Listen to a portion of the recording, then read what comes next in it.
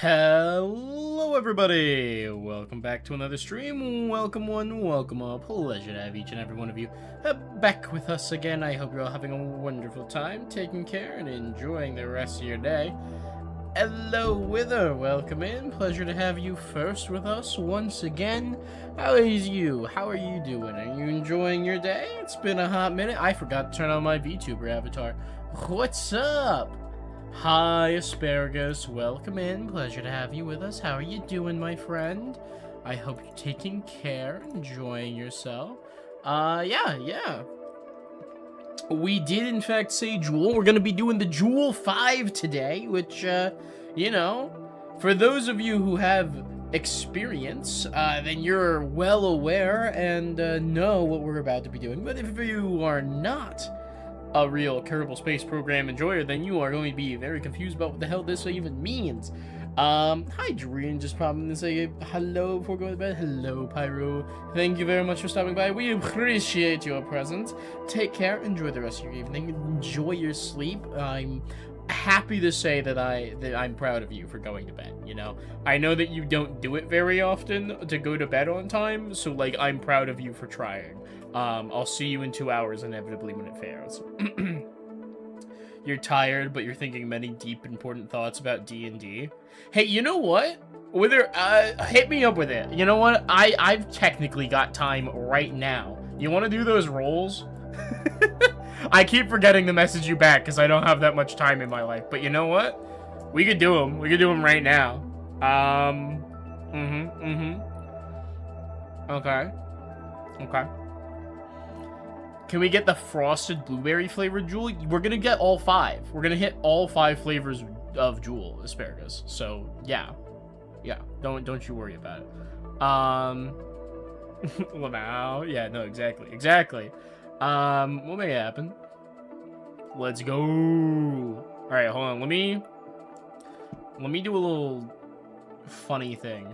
We're just gonna D&D live on stream. True. Literally. Let you get your dice? Okay, go ahead. I gotta, like, I don't know, we'll open an incognito tab. No, that retains my bookmarks. Firefox doesn't retain my bookmarks. Fuck, it imported my bookmarks. That's fine, I can just, delete that one.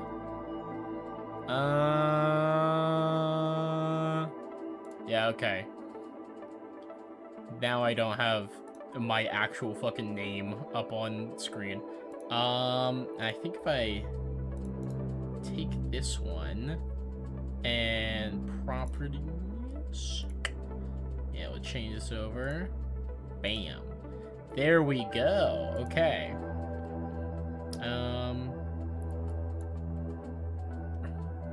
Do I do that? Where'd it go? Oh, I don't want it in there. I want it in there. Okay. Then we go here. Then we go here. I'm breaking my spaceship. There we go. Okay. It's in the windows now. Okay. Just turn on the face cam and point it at the desk. Great point. Bad news. I literally don't have one. I genuinely don't have a fucking face cam. That's just simply something I don't have. Like, I do not have a web camera for this computer. Okay. Yeah. One of the display choices of all time, that's for sure. We're just gonna...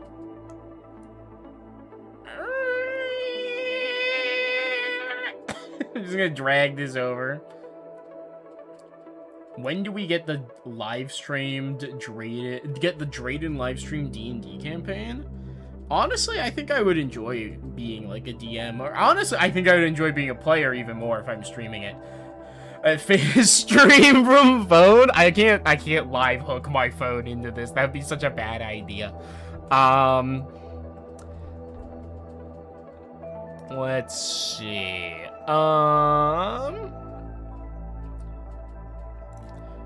Do I have my Roll20 available? Like, can I just log in here?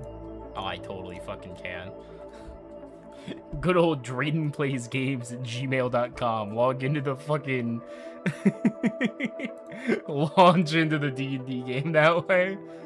See, look, we're playing D&D on stream, guys. We're logging into Roll20.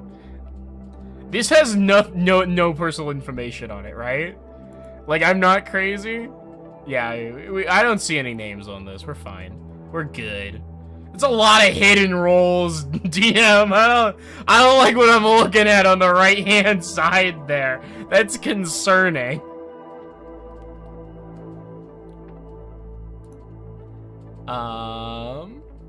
Yeah. Alright, what rolls am I making? I'm prepared. I'm prepared to roll.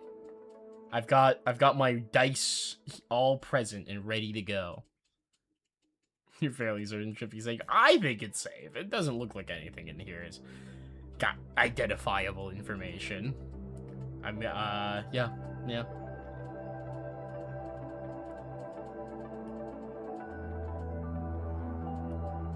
Though I admit, you can't actually see the bottom of the text box, which, it's probably fine. Probably doesn't matter. Probably not a problem. Probably.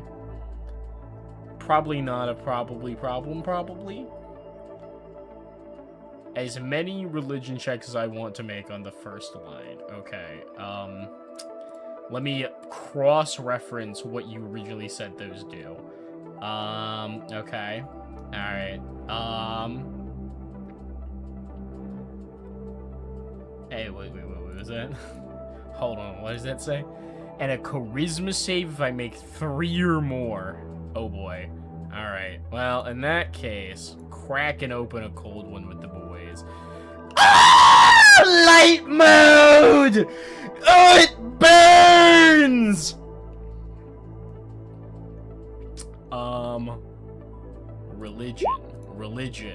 Religion. I'm a religious man. And a charisma saving throw. I'm good at those. Alright, we got a 5, a 12, an 18, and an 18. It's a 5 religion, 12 religion, 18 religion, and an 18 charisma save. That's a funny fucking spread of numbers, because it is just a linear line up. And then we hit 18, and we're chilling. You can't see the 18, can you? Padding it out. Keep padding. There we go. Pad. There you go. They're all visible now. They're all behind my shoulder. Can you even read those? How small is that text? Is that, like, visible at all? It's a 5, a 12, and an 18. Okay, you can mostly see it. One sec, let me get my notes. I've got a rocket to build with our answer. We gotta make this fast. While we do this, I'm gonna launch Kerbal Space Program in the background so like it's loaded. Watch me destroy my computer by launching like 5 things at once. A classic, a streamer classic, really.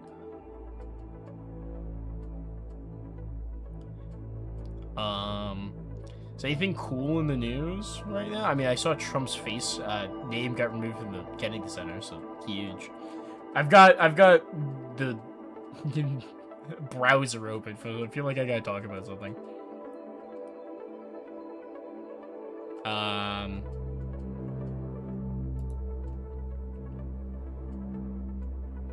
Let's see if I open this up.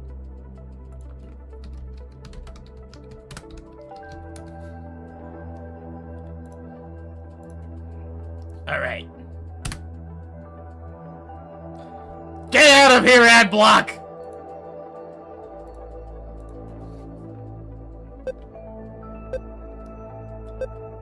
Oh, fuck. Are you guys enjoying this high-octane Kerbal Space Program stream? Really 10 out of 10. Ow, my god, that was loud. So So with one successful religion check, you get a sense of satisfaction at a job well done. Like someone is relishing in the results / consequences or outcome of said job. Okay. One of the descriptions of things that have happened of all. I cannot believe I just ate shit on that. I'm mad. That's fucked up. I shouldn't have died on that shit. That's wrong. That's messed up. Oh, hey, it's turbo time. Okay, do I need to make more checks? I'll make you another 3, and then we're gonna move on to, Kerbal. Alright. We'll do another day of religioning. That's a 23, an 8, and a 20! Natural 20, baby! Charisma save. 26! Holy shit! Yeah, the successful Christmas save, you suffer no consequence.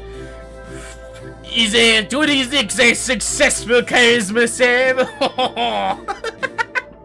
The fucking congratulations, paladin aura.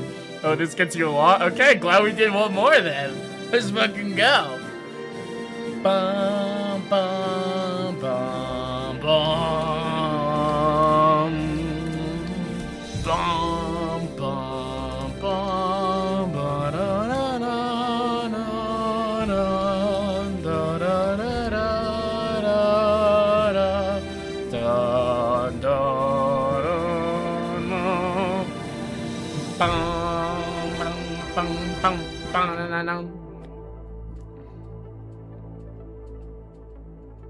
Ugh, you guys can see my whole character sheet. I feel naked. I feel like you guys shouldn't be able to see all this, you know? Don't look at my edgy character in my D&D campaign. Don't. Ah! I'm okay. I'm okay. I didn't almost fall.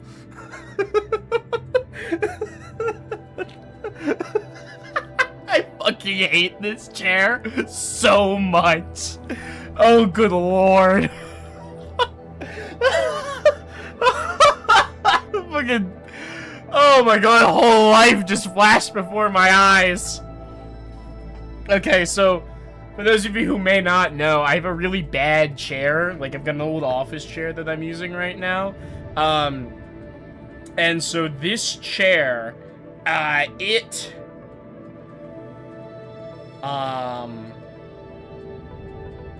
this chair is able to, like, unlock itself, right? And if I unlock the chair, it, can lean back a lot farther. Like, it unlocks the back. So, ooh. It's like an easy additional 45 degrees. It's crazy. And I can lock it, which makes it not go back that far. However, it doesn't fully lock into place completely. And so, because it doesn't fully lock into place, over time, as I move around in the chair, it slowly but surely unlocks itself. And so I constantly have this problem where I'll, like, lean back, and it's, like, barely in, and then it pops out. The lock. And I just fall backwards. It's terrifying. Alright, so with the second success, you hear whispered snippets of words that you recognize. Words you heard 8 years ago. Words that are the reason he took the oath he did. There's more, but character limit. With the third success, you hear a snippet of the melody you heard when divine sensing Bryn and Miss. And with another successful Christmas show, I again suffer no consequences, baby! The DM just rolled a d20. I'm gonna die. Alright.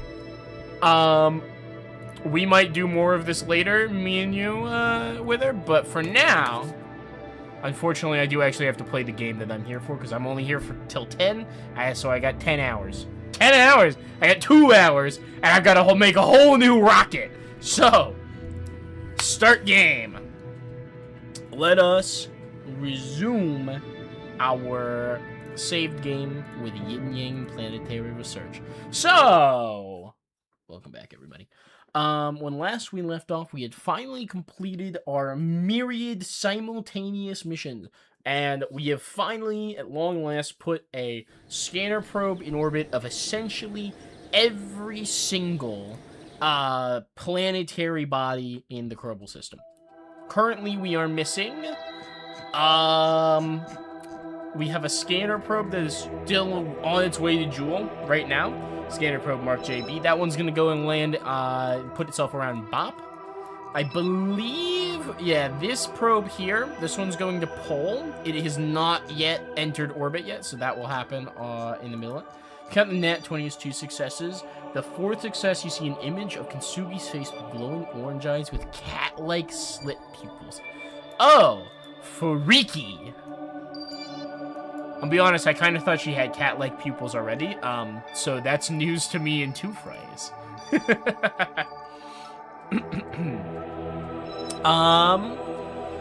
So let's go here. We're gonna make ourselves an alarm, and we're gonna change this to a planetary transfer window, and we're gonna go Kerbin to Jewel. So when is our next Jewel transfer window? Ah! It is in 99 days.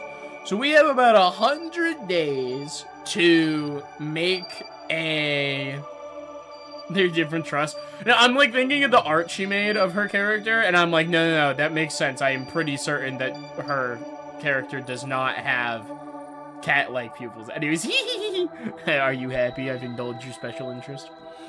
Alright, we have 100 days to design a interplanetary transfer vessel. And this vessel, well, it needs to do a whole hell of a lot. As you can see, this is the Jewel system.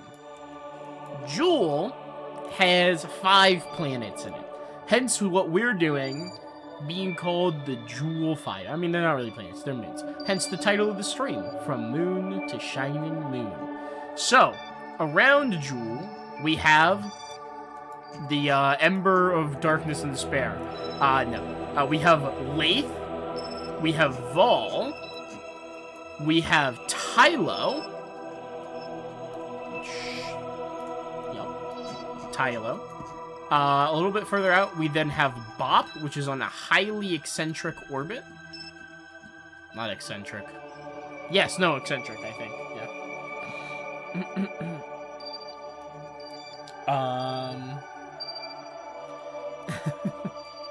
So this is Bop. Bop is small and lumpy as hell.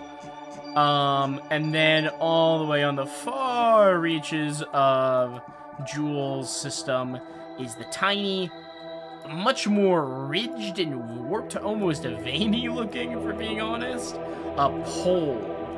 Pole is very small.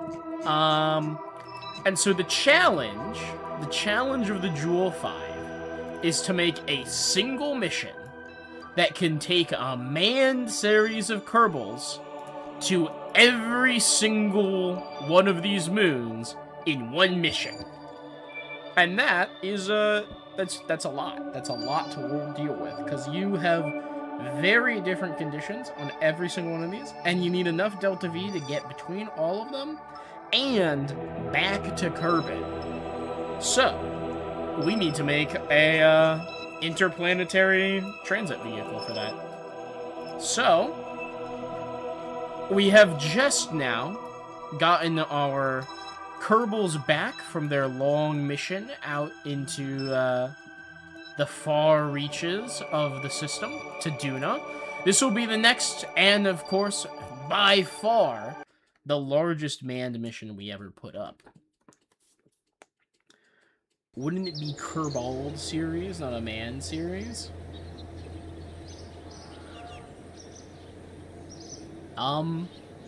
Yeah, I guess technically it's not a manned mission, because there's no men. there's just Kerbals. I'm gonna stick with saying manned, because Kerbal sounds a little too much like I'm saying they have no hair. And they are a little bit bald, but, you know, there's the ones that have long hair, so they can't all be bald. Right. So the question now is, how the fuck are we gonna make this rocket? So we look at, is it the Scanner Pro Mark 11? That is our latest version of it? I think so. Let's load the Scanner Pro Mark 11 real quick. So if we crack open this, and we take a look at what it is, yeah. This is a very capable base rocket down here. It can get a lot of Delta V up into orbit.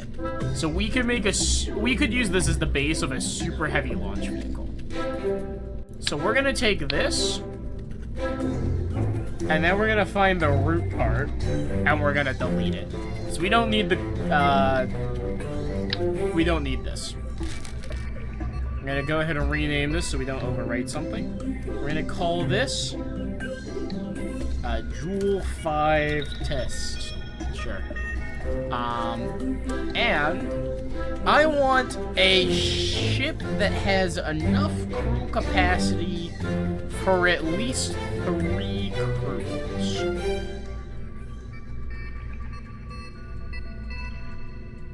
So we've got the Mark III command pod, has enough room for 3. There's the Mark III cockpit, has enough room for 4.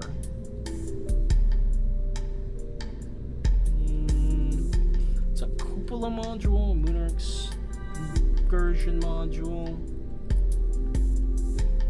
bunch of probe cores. Okay, so if I want 3, I either do the Mark 1-3 command pod, or we use the Mark III cockpit.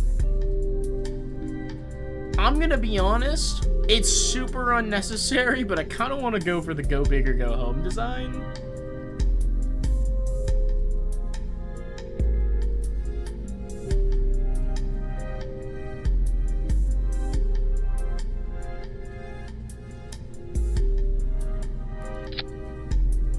Look at the size of that.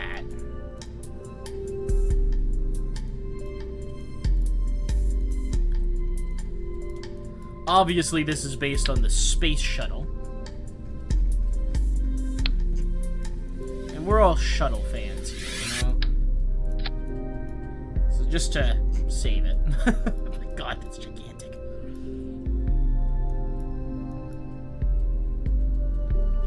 Hey, you know what? We're gonna save this. I'm gonna leave. Man, you know, I really should have installed the payloader mod. Because I'm about to make some decisions, I think. So, I think one of the most important things to do on, if you're going to do a Joule 5, is you need to acknowledge that Lathe has an atmosphere and you need to fly. Like, if you're not doing a flight on Lathe, you're not playing the game right. So we're gonna make our Lathe lander a fully functional plane.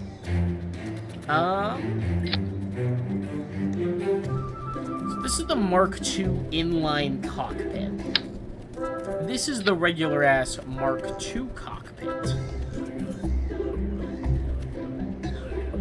Obviously, one is a little bit more aerodynamically designed than the other. But they both have their merits. So, let's see. Propulsion engines. We now have access to everything on the tech tree. Which means that we can think of some really interesting rocket designs. The Goliath. This thing's crazy.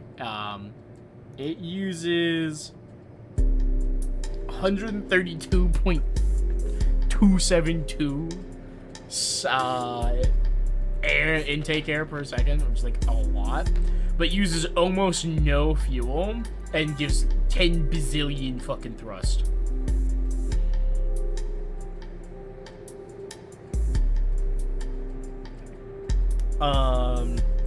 I believe they also get extremely hot, if I remember correctly. But these could be kind of fun.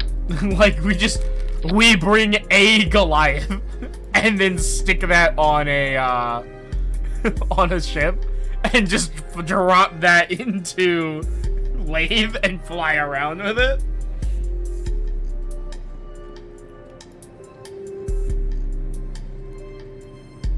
Okay, actually, hold on. Now I'm curious.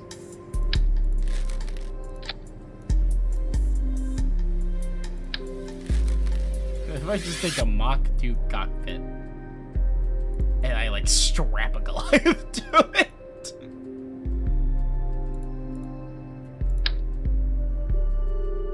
What the hell? How is that the only available snap point? Why does it not have an underside snap? It can only snap from the front? Wacky. Well. Fortunately, this exists.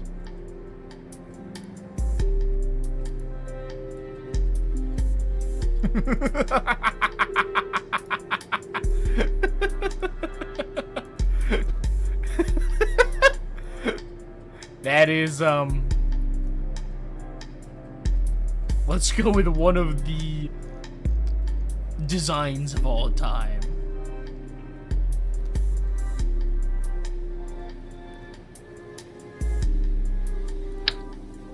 The Mark III to Mark II adapter. It's such an odd thing. Oh, I can't snap to that now because it's held. That's wacky. I mean, not surprising, but that is weird. I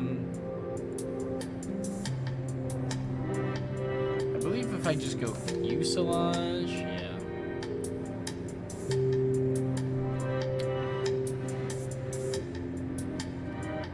Mark II liquid fuel, not the rocket fuel fuselage, just regular fuel.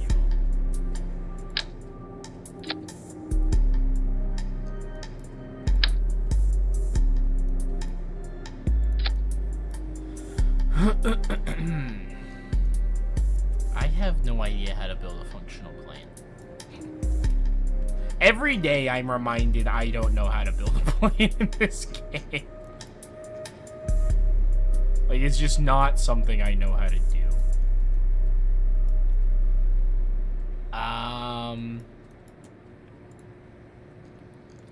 Like, look at all these engine parts.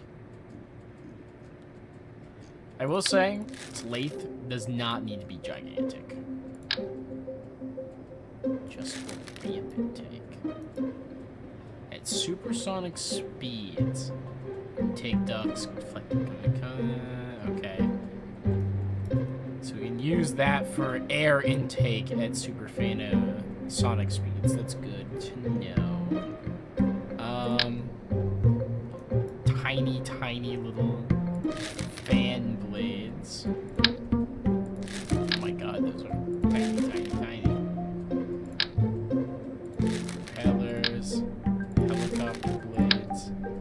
Oh, the Fat 454. Yeah, this is my B2 Spirit, in KSP. We will, in fact, be bombing Lathe.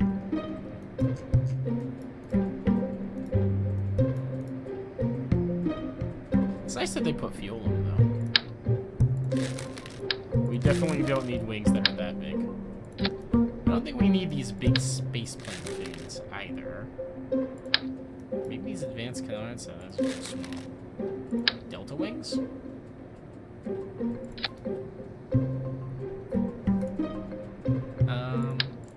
Just go for the deluxe Delta winglet. Yeah.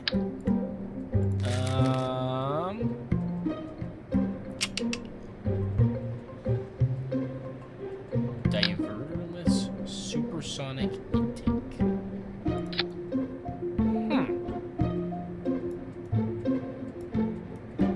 Interesting.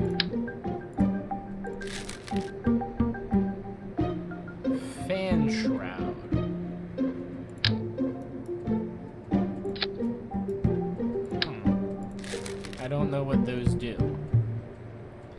shock cone intakes. Those are, you know, if nothing else, they look fucking sick. Swept wings. Aeroplane tail fin. Yin-Yang space just plastered over it.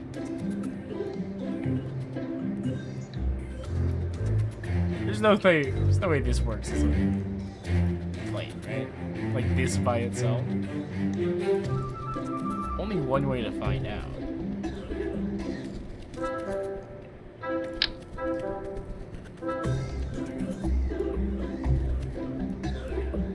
Interesting, I can put these on now.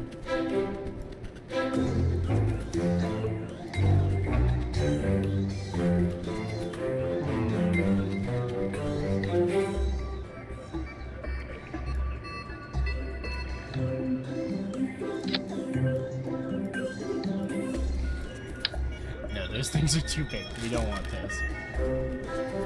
Royal Aerospark Dart. Huge breakthrough with heavy and previous model that's heavy duty exhaust and maximum efficiency of brake fuel at all altitudes.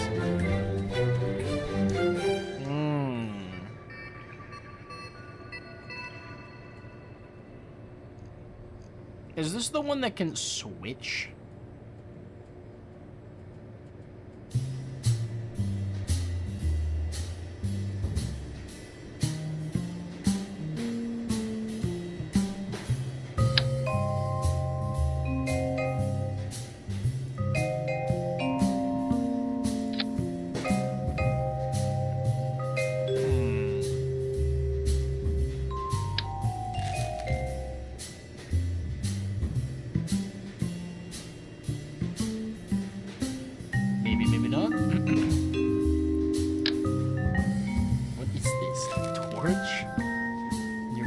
Small means a road effect that torch ability means high temperature gas that produces can do you well.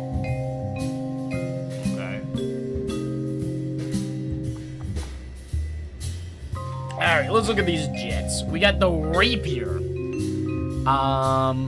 Design fill a gap in the design requirements of sustainable single-stage orbit aircraft. This combined engine combines both the best of rocket and air-breathing thrust technology. I think this is the one that can switch. Intake air or liquid fuel, or it can use liquid fuel and oxidizer. And it's fucking gigantic.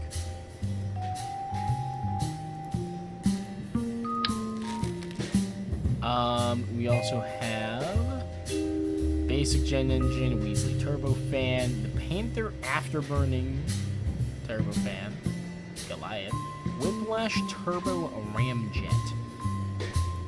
Takes a ton of intake air, very little fuel. Max thrust bazillion at Mach 3.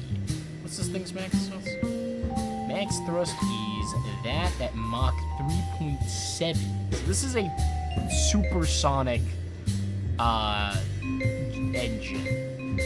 I don't think it can really burn that fast without it. High-end engine is, of course, a funny possibility. Max thrust is at Mach 1.8 for the afterburner turbofan.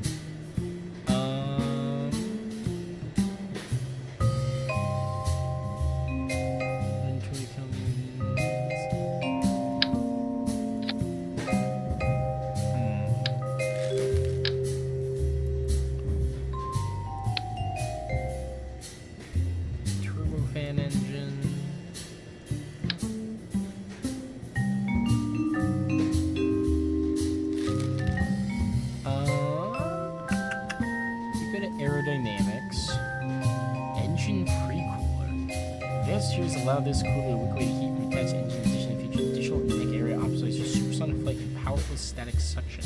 It's much of a little intake air, has a little bit of liquid fuel in it. Pretty large, but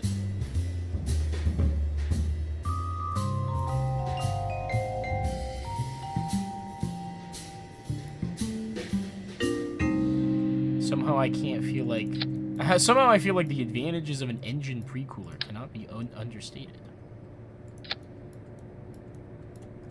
Let's make sure that these are, you know, straight. Ooh,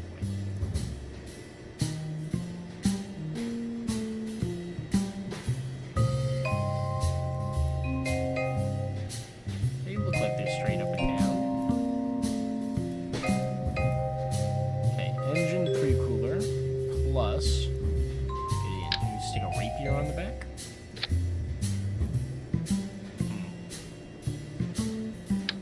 Because we can stick the rapier on the back.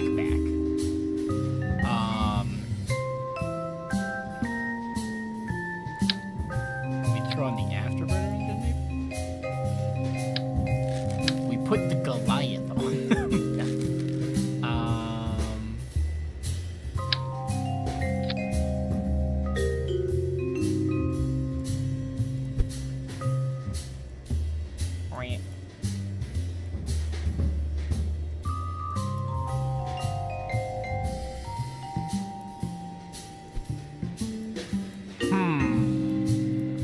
I mean, it certainly looks like a plane. It's not gonna have very much fuel, though. It's got 880 fuel on it. Let's see.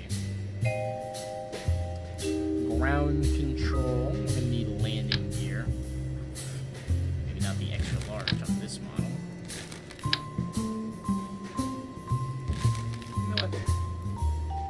Go large landing gear. Yeah, stick one front and center.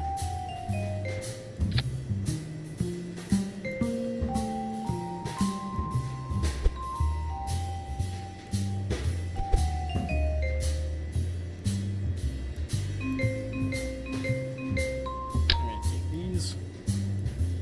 I'm gonna stick them on the end of the wings.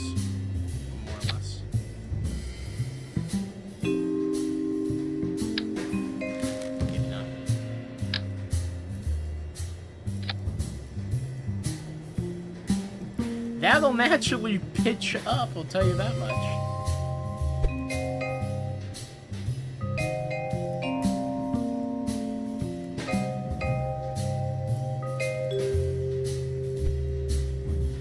So, like, there's no way this thing flies, right?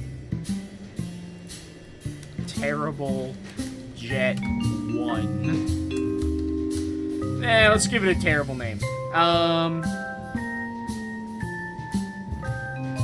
The Dodo from Mark 1. Cause ain't no way this thing flies. Launch! You know the pose that the fucking military guys strike on the aircraft carrier? That's what one of the Kerbals is out there striking right now with this thing. There's no way. There's no way this thing works, right? Oh god, we've got Jeb and Bill on this flight. Okay. Throttle up.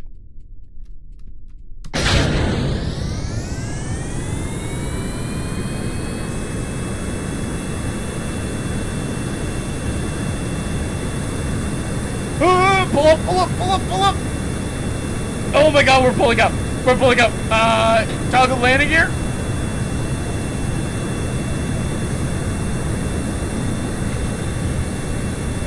Throttle down.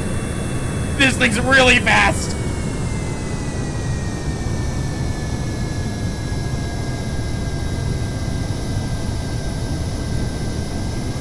I gotta actually hit a certain speed to maintain even remotely stable flight. I gotta say, this thing is shockingly stable, though.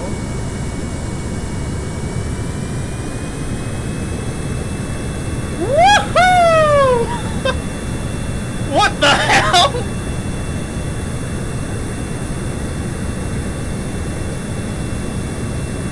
I should probably pull up.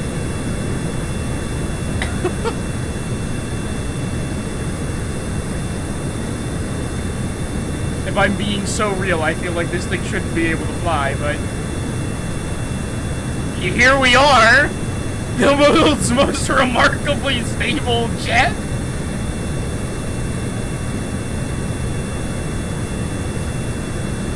redonkulously fuel efficient, as all jets in Kerbal are. Okay, we're gonna have to pull up though. This thing does not pull up easy.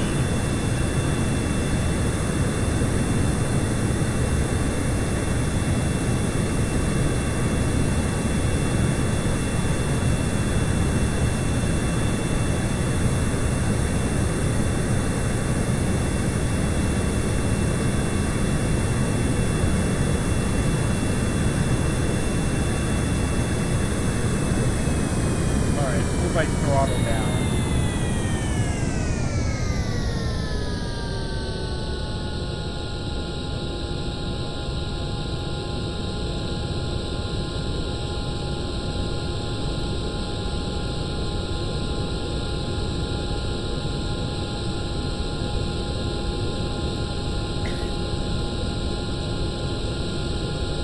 I imagine it has to do with the reaction wheels for why this thing could do a barrel roll like there's no tomorrow, but... Okay, we need to have some thrust.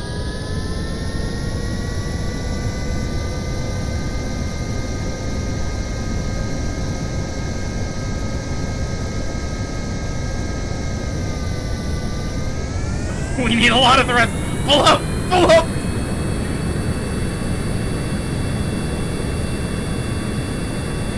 We've overshot our landing zone by a lot.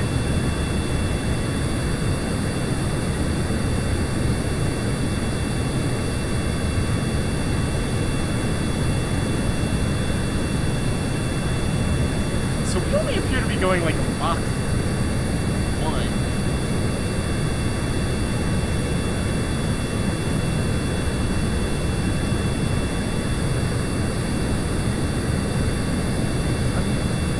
Genuinely quite surprised we can't push this faster. Are we being limited by fuel? Air? Low dry. Low air.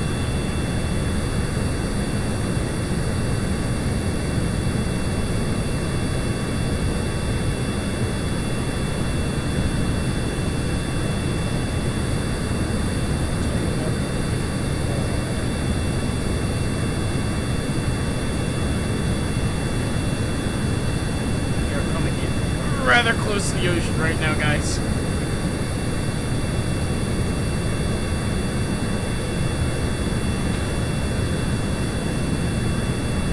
Alright! This is perhaps the only even semi-successful jet I've ever made in Kerbal Space Program. I gotta say though, I don't know how to land it. My Kerbals might need to bail.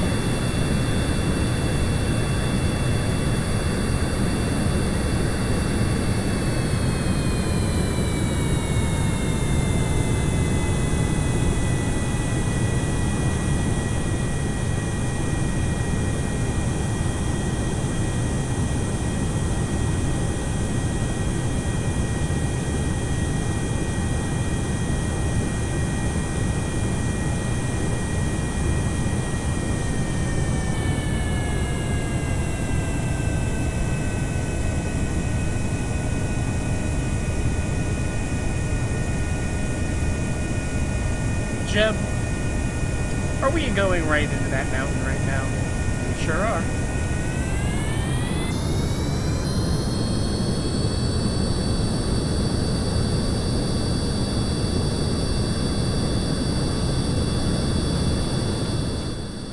I mean, despite the fact that I can't land, this is an upsettingly capable vehicle. How high can we take it? Obviously, this requires air, because we didn't set this thing up with any oxidizer.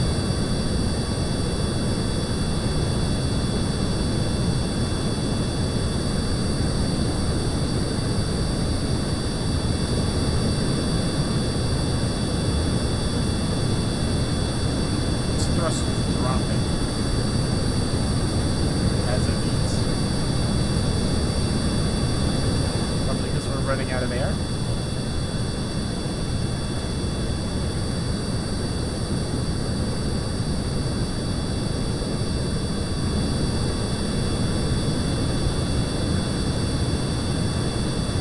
Bill's like, Bob, Jeb, do you know where we're going? And Jeb's like, up.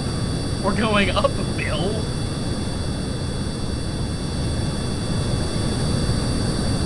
So I feel like we should probably stand to throw some beefier high Mach engines on this. But we're gonna need more air intakes to do that.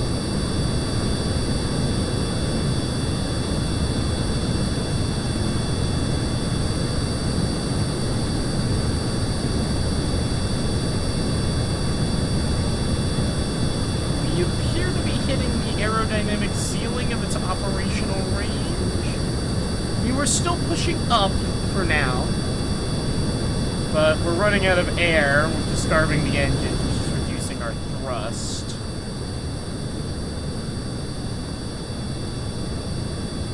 Yeah, the plane really wants to go back down.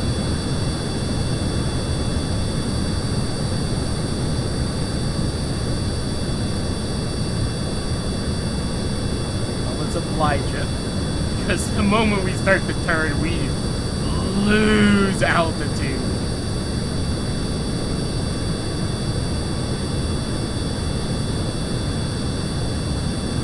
Watch this.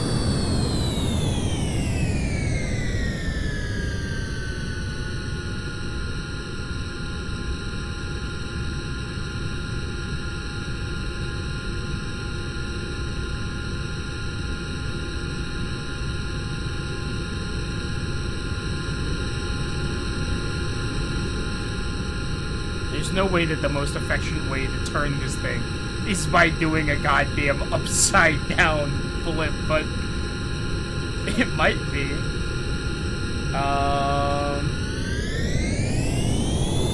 Pitch up, pitch up, pitch up, pitch up, pitch up! Oh! Uh-oh. Uh-oh. Jump! What the fuck? They're fine!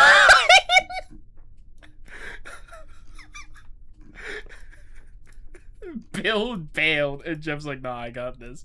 Crashed head first into the ocean at Mach, like, 2. I think it was just Mach 1. Hi, Bill. Hey, buddy. What? How did you survive that?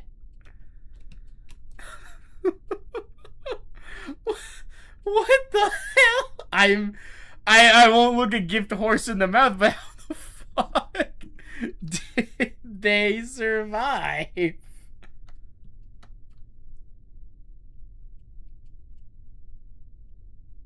Whoa, okay. Hey, Bill, you want to swim up, buddy? Are you just going down?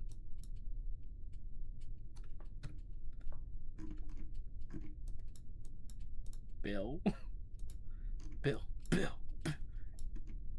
He's like chilling. He's not moving. Okay. Fuck it. Hello? Recover the vessel. Yeah. Fix that. Let's go get the cockpit.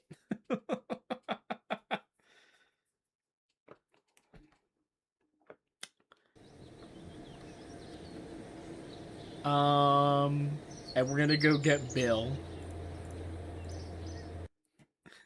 Recovery vessel that survived flight, yeah.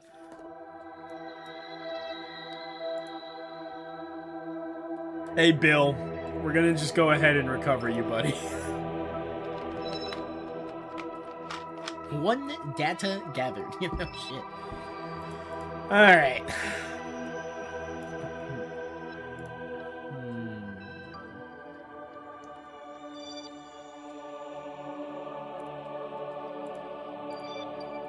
Wrong button. Wrong button. There we go.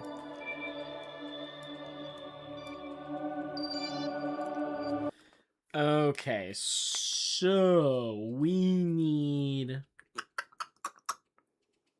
a better jet design. I feel like I have been too mean to our to our original design. It was a little squirrely on the runway, but it got in the air. Better than I expected. Right. Let's scrap it for now, though. Let's go Mark II inline cockpit to start. And then, immediately to aerodynamics. Shock cone, right in the front. Maybe not directly on the front, but need an adapter of some kind. Because the shock cone gives pretty substantive intake for the air. Engine nacelle. What is this? Something that's requiring air breathing menu because some reserve fuel, make it a very practical option. Gives decent amount of air. Has some fuel. Nacelle might be useful.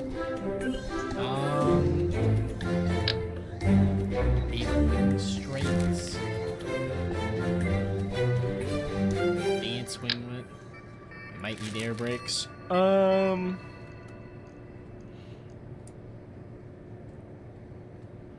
Radial air intake.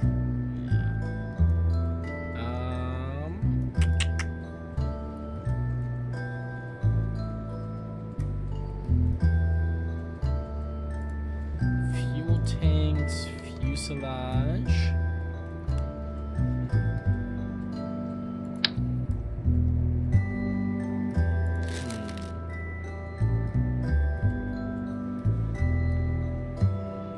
Is there a Mark II to Mark I adapter piece?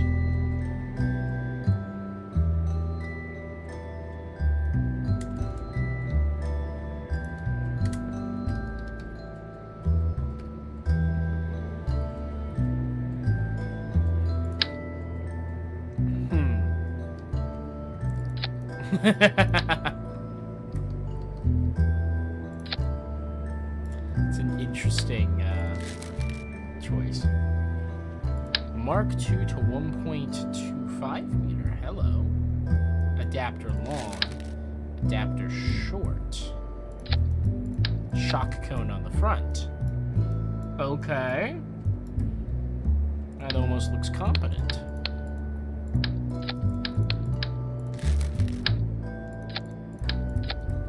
There's also the long version, which, I don't know, that looks silly.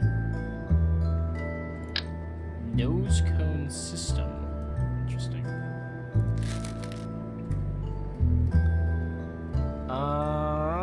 Let's go, yeah, let's go with the short. Stick on a shock cone, aerodynamics, and then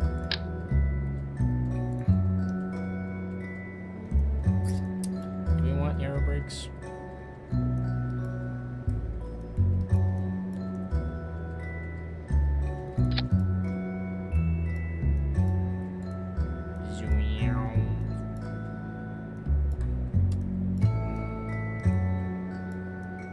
Yeah, I feel like having adjustable drag surfaces wouldn't hurt, and they'll be nicely stowed away there, so we don't have to worry about them, you know? That'll be fine.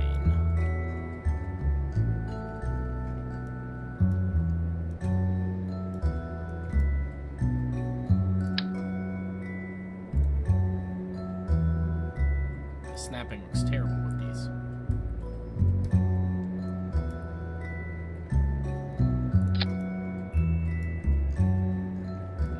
Okay. And then, what's the adjustable ramp intake? This is a supersonic specific piece. It only gives 2.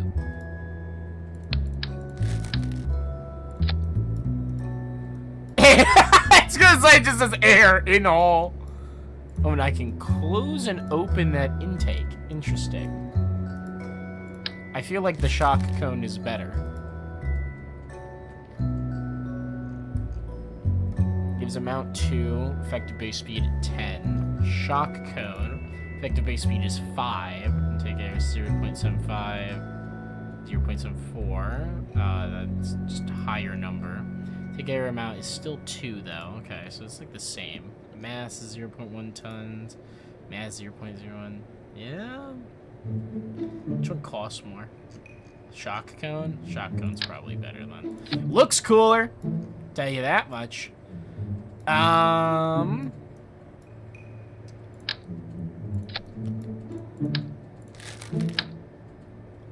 They almost certainly don't do anything, but the standard canard up here at the front does look cool as hell.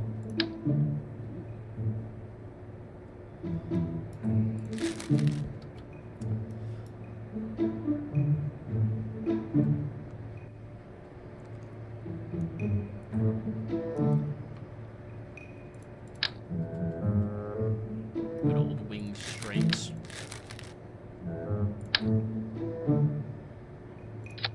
Give the old TIE fighter look.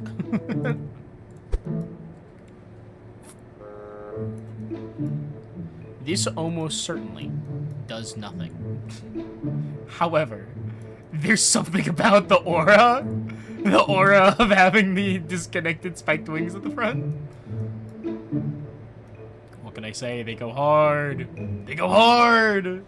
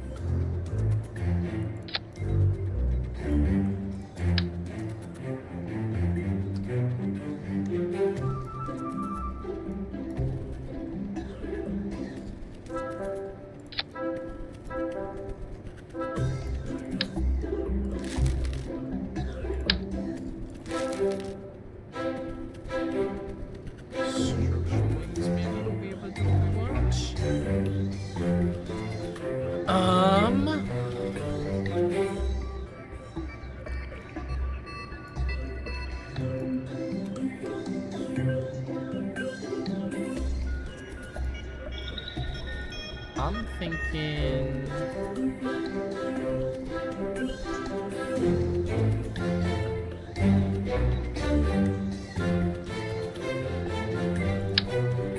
How big is the Convertitron? Large. Small. Not that small. So that's how big a mining drills. To clarify why I'm looking at drills, generally speaking, being able to do mining makes the Joule 5 substantively easier. So I'll probably do that, but I don't know if I want to do it with the lathe one. Well, I don't know, being able to refuel on lathe is cool. Like, I feel like we almost want to leave the lathe vehicle on lathe so we can use it. Oh, I definitely want to use thermal, radioisotope thermoelectrics on me. That would be smart.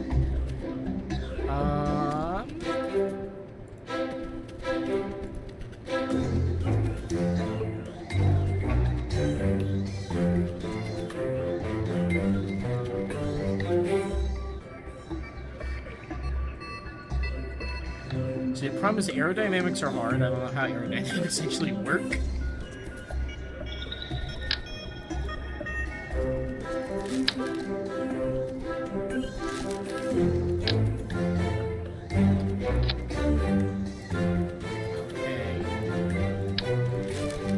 Hold on, let's fuselage.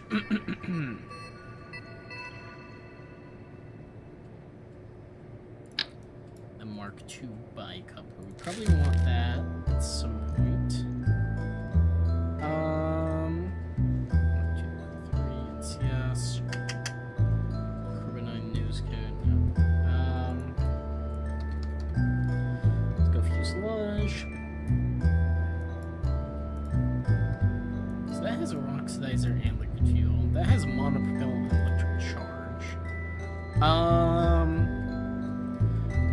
to use rocket fuel or liquid fuel in our major main stage.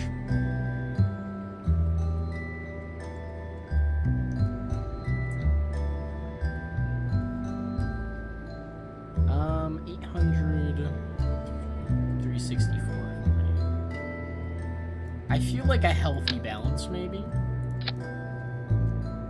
Like maybe one of those and one of those. And actually, I'm feature creeping our ship right now. If I do this. Are there any other 2.5 meter adapters? No. Okay.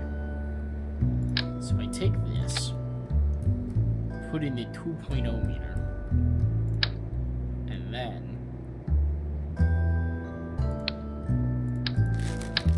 we do another one, so we can have the fat middle.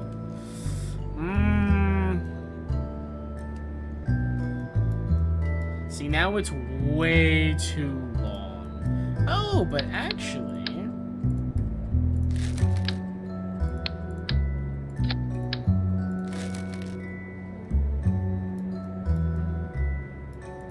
those have liquid fuel and oxidizer. So if we go here, we go utility, smack and convertitron in the middle.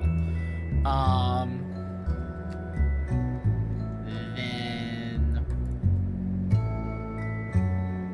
how big is that? 2.5. We take a 2.5 meter adapter, right?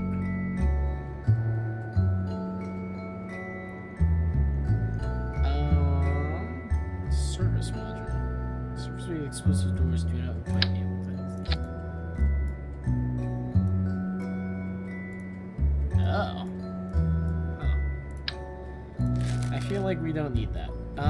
Structural panels, coupler.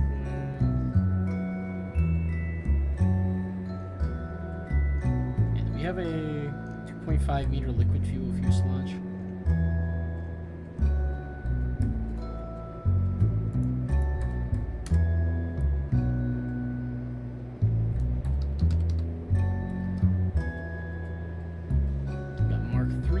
Fuel fuselage, we got rocket fuel fuselages, and those are too big. And there's Mark 1s, which are too small. Well, actually,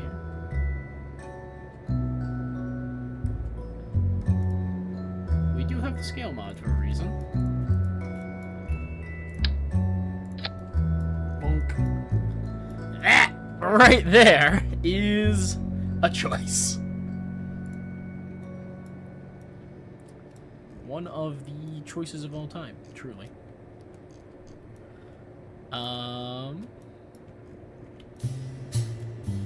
Let's see.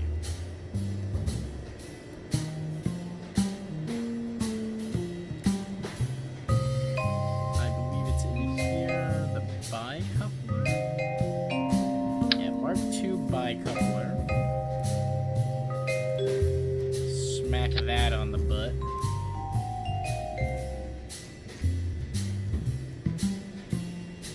This thing has 4,000 things of liquid fuel, 1,300 oxidizer. Should be enough for it to make short stints into space, so long as we can make it work on the ground. So we're gonna throw 2 rapiers on the back.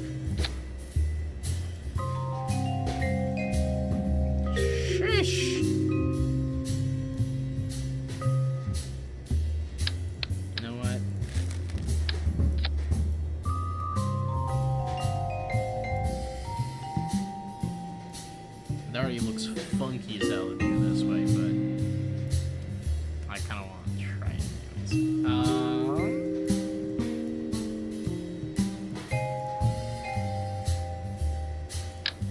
gonna need a mining drill on this thing.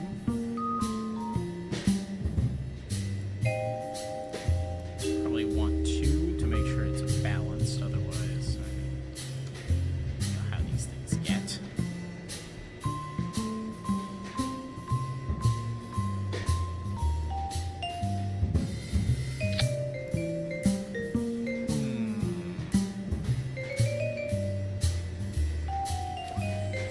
Oh, those are real long.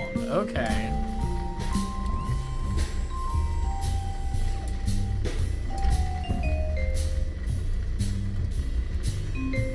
That gives us lots of operating room for clearance, so we don't have to worry too much about them, you know, being problematic.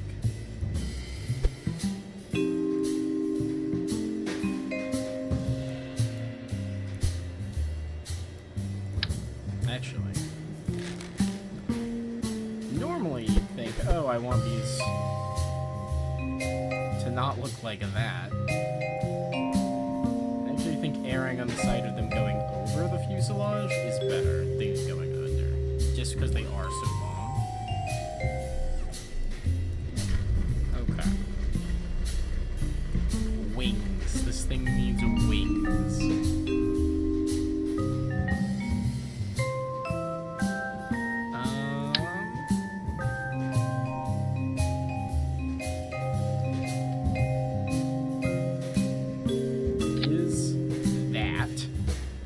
As an option.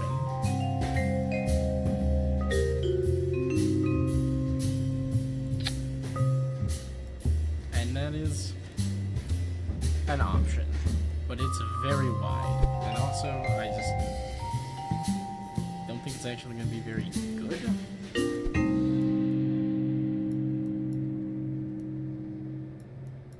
Because they're so wide, like those aren't good for supersonic.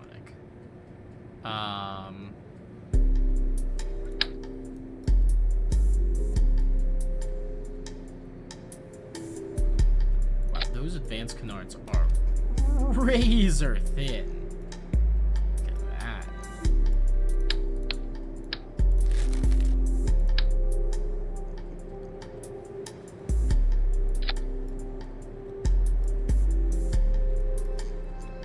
Alright. I don't know what the advanced canard does for us.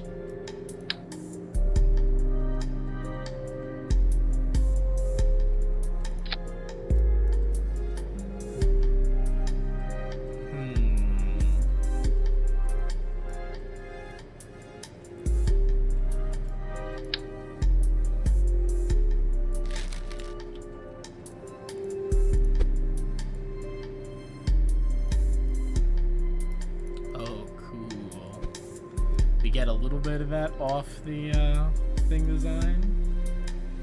That's probably not a very good design choice.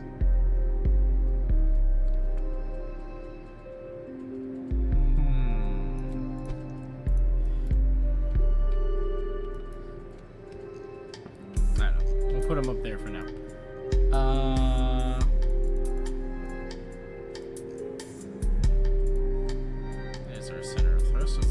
Thrust. Let's see. Big space plane tail fin is probably not the maneuver. Nor is I think the Delta Deluxe winglet.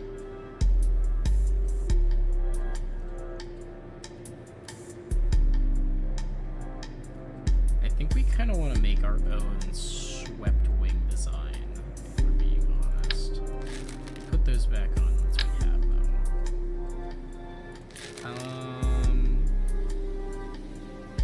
Yeah. Strakes are like sideburns for your plane. Okay. So we're gonna go wing strake.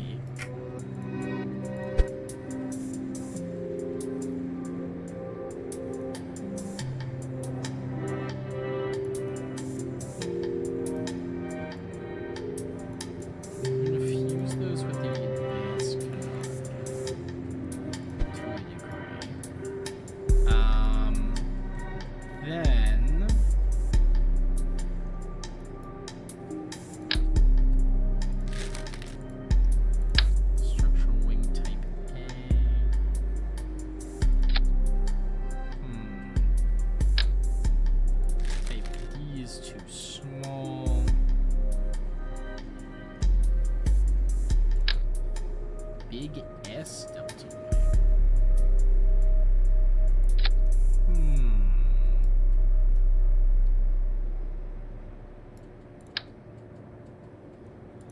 might work for the rear. Hold on, let's take this and scale it. Does that preserve the angle that we want? In an effect, yeah, it does actually. Then...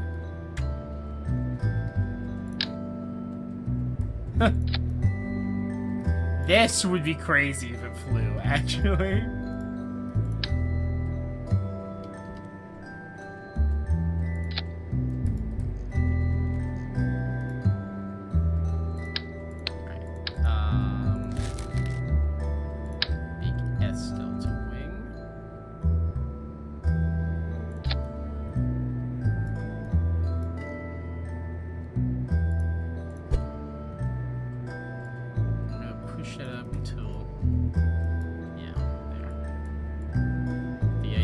Simply being that by fusing these, get a little bit more lift surface.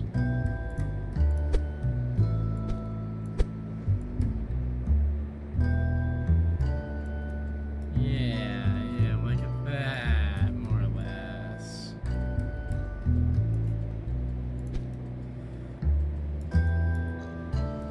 It's a design. And our center of aerodynamics is actually kind of on our center of mass. And then we have these advanced canards, which we can use to push our center of lift forwards. Oh, wow. That is not a small tweak, huh?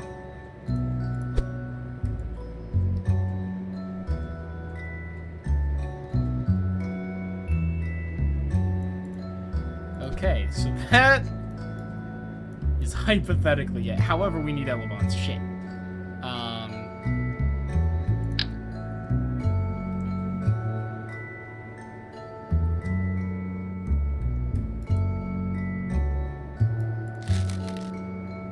Big S elevon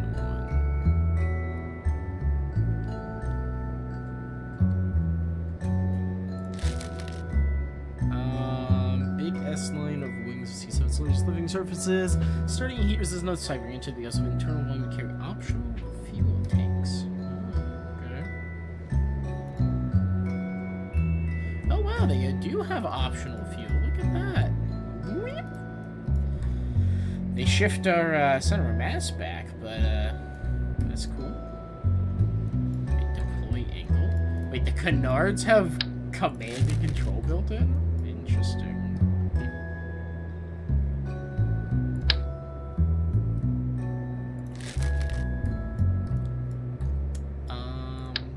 Oh jeez.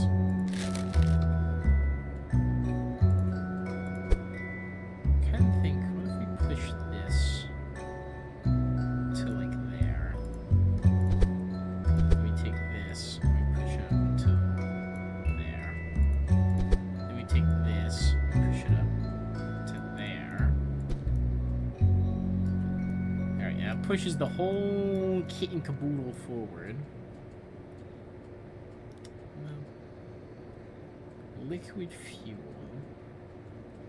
These other things have liquid fuel in them? I don't think they do. But what's this little maneuver?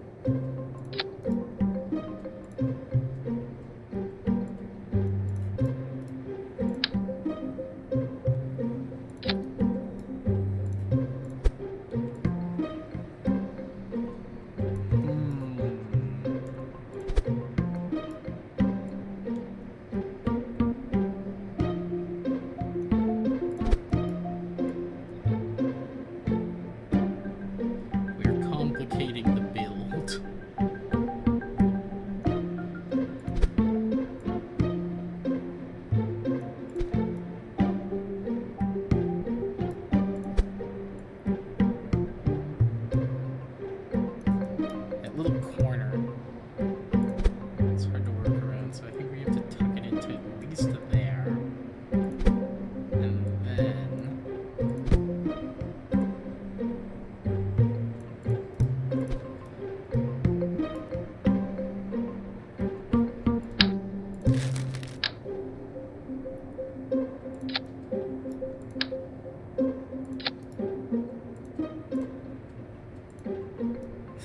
down to 10% is very funny.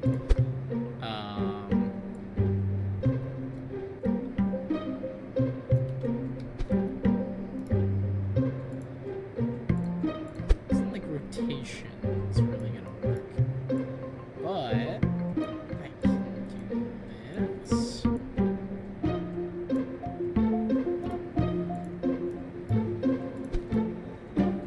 Now that looks terrible. The extra 60 fuel that gives us is not worth it. Not compared to that.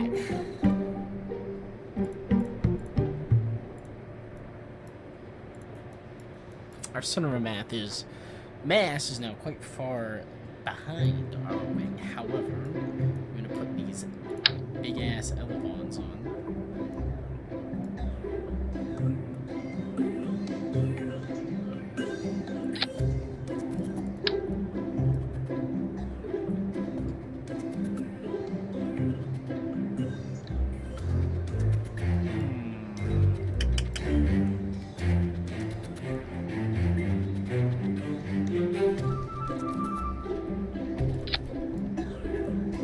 So does anyone know how elevons are supposed to work?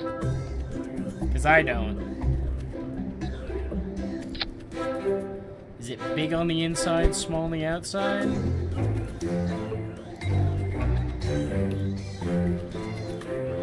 If I'm being so honest, that looks maybe correct.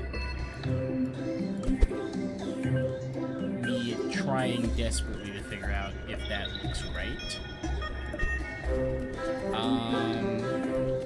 Maybe.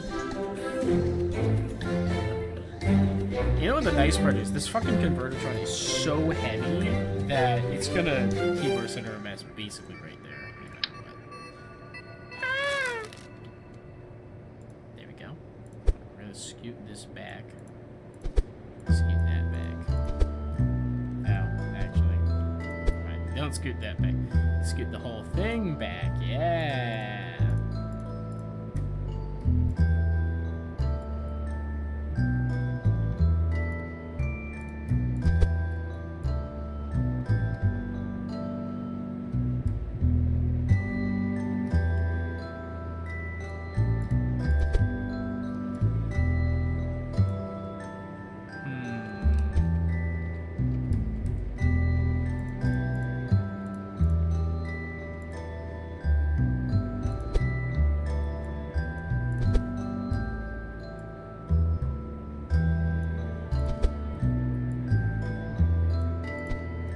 That's probably close enough, right? Alright, this needs way more, what's it called? Air intake, that's what I'm thinking. Maybe an advanced canard.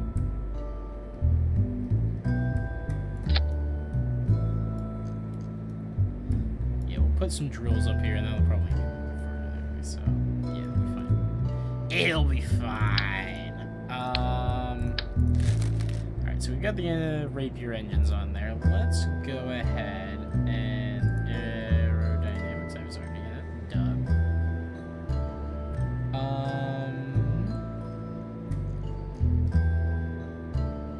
Intake amount 2 on those real air intakes.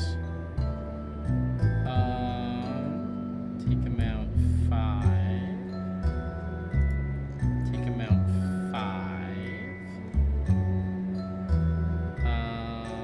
Circular intake 2.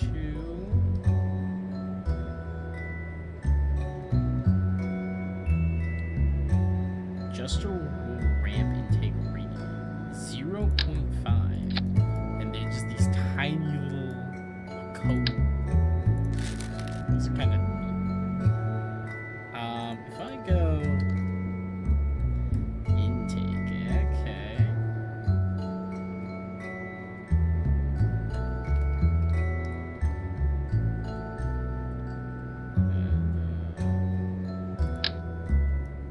Fan shrots.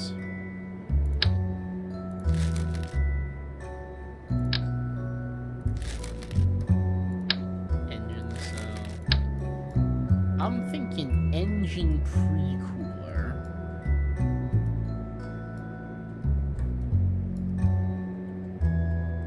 We stick them like that. God, those are gigantic.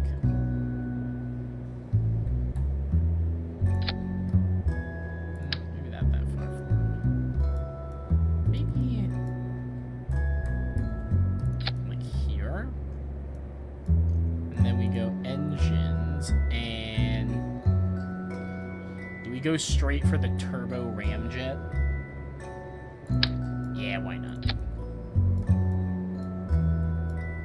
Can I put an intake fan on front of these engine pre-coolers?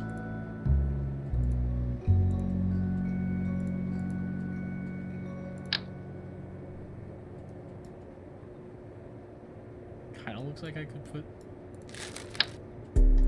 Oh, I can put a circular intake there. Takes 2 air that way. Put shock cones on them too, actually.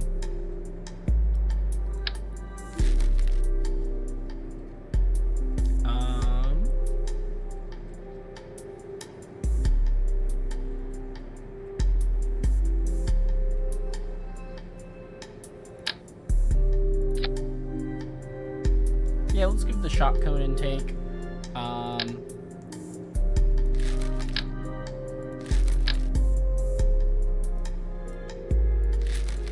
I don't know what these are supposed to attach to, to be so honest. It's from a medium ducted fan engine. Sure.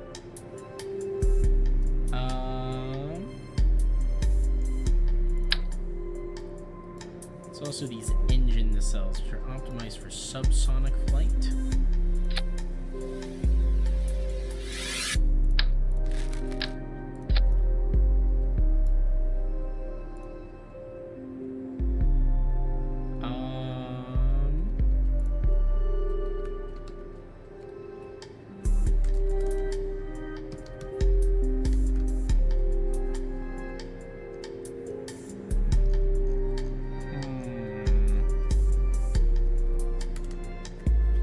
I could easily filter by, like, I want an air-breathing engine. I mean, like, we can throw the Weasleys on there. They clearly look like they're supposed to be on it. I don't know. It got into the air, and it got pretty fast without those, with the rapiers, so I'm almost willing to say, fuck it, let's just run with what we've got.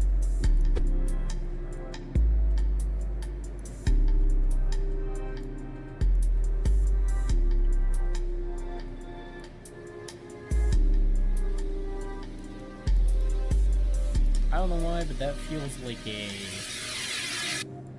decent place to keep this. With the shock cone just barely poking out the edge. It feels right, you know what I'm saying? I'm vibe coding an aircraft right now. That is, in fact, what I am doing.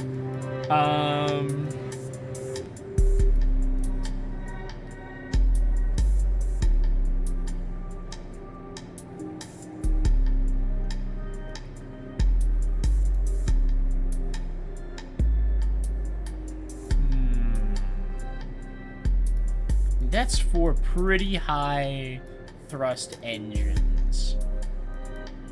Maybe we give this a test flight, you know? Let's give this a test run. We can put it on the ground. We'll give it the large landing gear. I'm thinking with our increased size and weight, we should put one of these in here like that. And go here. We're gonna tuck these in right up close. And you know what? I hate to do it,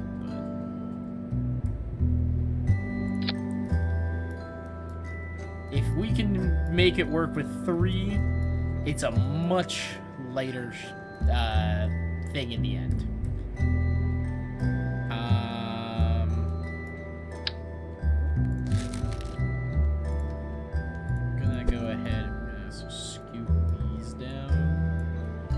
such that they kind of look like they're barely attached. Should still naturally tilt up. We're gonna go ahead. We're gonna have Bill sit this one out. Jeb, you're now officially the only one crazy enough to get in this death trap.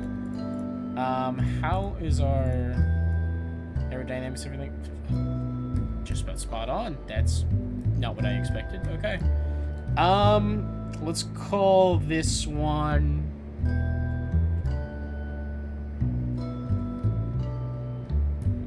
I know, it's one of the stupidest looking things I've ever seen in my life. Let's call this...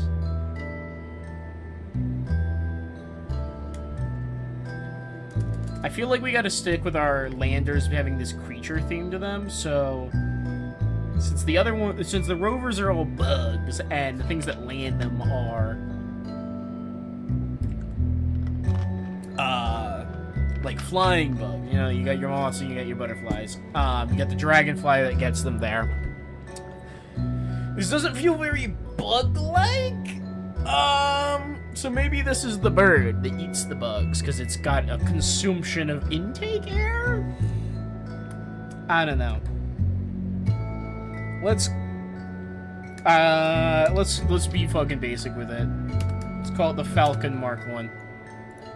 Because it's supposed to go really fast. That's kind of its whole purpose. I kind of want to circumnavigate Lathe with this. I feel like that'd be really cool. Like something to do on the Jewel 5.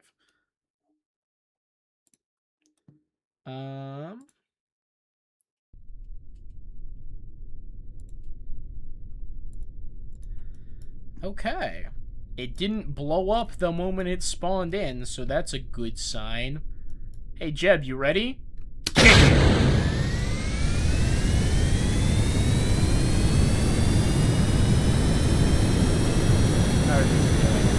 It's in air breathing mode, okay.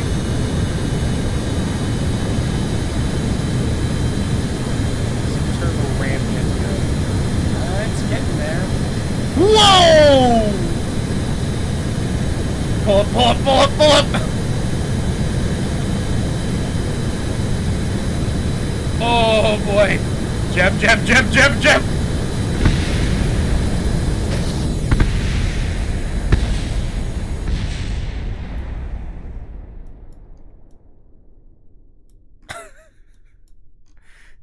Jeb once again proves why he's the only one crazy enough to get in it. Well, we left some crap on the launch pad. Let's clean that up. And try that again. I don't think it's a bad design. I think I underestimated how much it was gonna torque up when the hard lift off.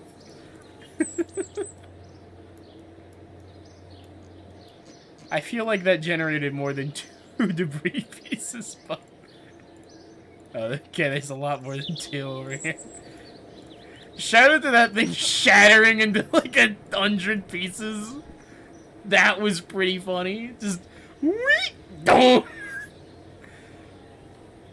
additional shout out to Jeb for fucking surviving that. I don't know how he did it. Hello?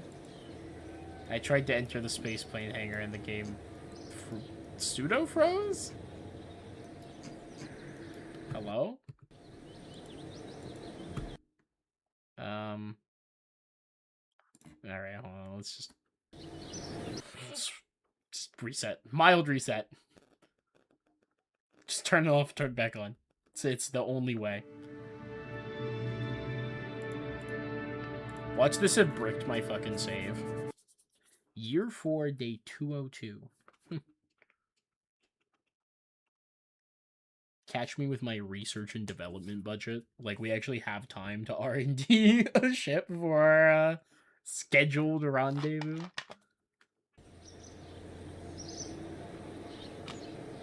There's no way, actual no shot, that we do the Jewel 5 mission today, by the way. This is a preparatory one. There's gonna be a lot of as you can see, fucking around first. Alright. Jeb, are you ready, my bro? Get Bob out of that. Launch!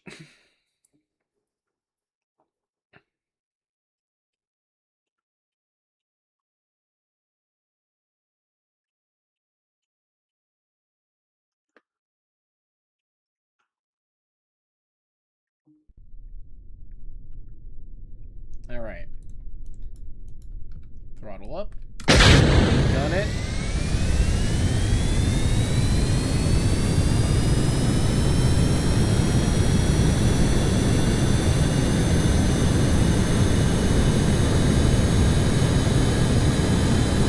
Nice and gentle.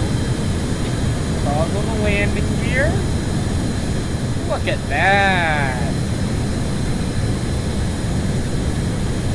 Going nice and fast.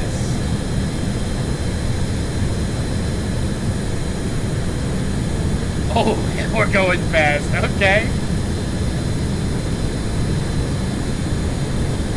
Oh, it pulls some crazy G's. Holy shit, look how fast we're going. Are these still high and good performance? Oh my god, they are. We burn a lot more fuel, though. Whoa!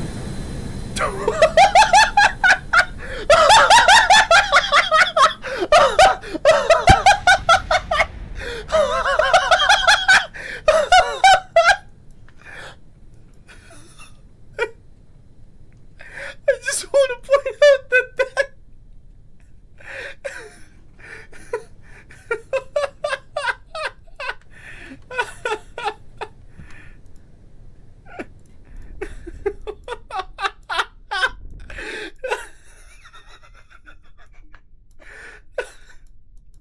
I tried to hit the turn. It was obviously way too fast. Push!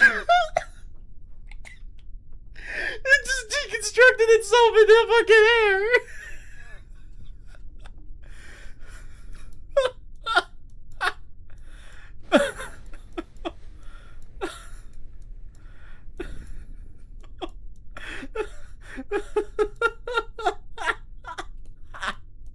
I'm sorry, it's so funny to me.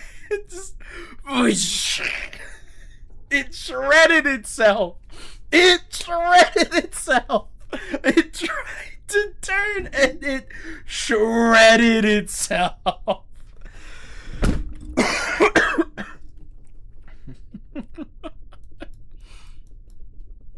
That's fucking hilarious. Oh my god. Alright, let's get Jeb to have a nice little splashdown for us. It's nice of them to give him such a nice parachute, you know?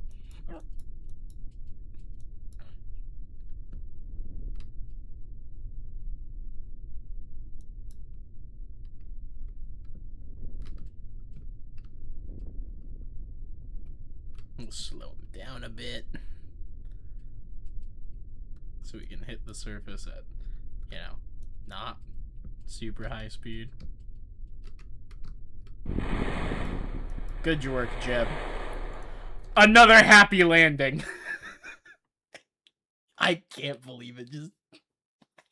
It ripped itself apart, and it did it in a way where the cockpit was fine. Like, how did that happen? That's the funniest part to me, is that, like, Jeb goes, alright, I'm gonna make a turn, and the ship just disappears. And he's like, huh. There's no explosion, there's nothing that, like, no terrible things happen. It's just, the ship ceases to exist around the cockpit. Just, wham. Well, at least we're still flying half a ship. I'm gonna go ahead and say that we're gonna auto strut.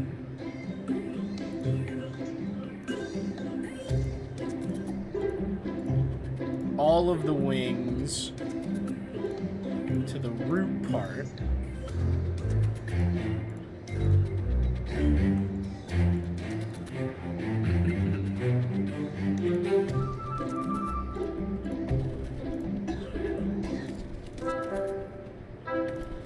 We're gonna auto strut this. I'm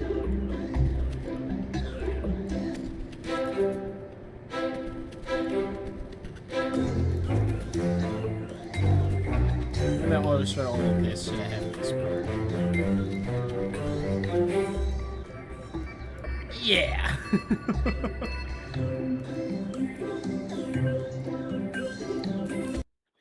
Let's give this another. Let's give this another try. No, fundamentally no design changes, by the way. Just, yeah, throw a little more reinforcement in the wing. It'll probably not do that. Good luck, Jeb. Boop.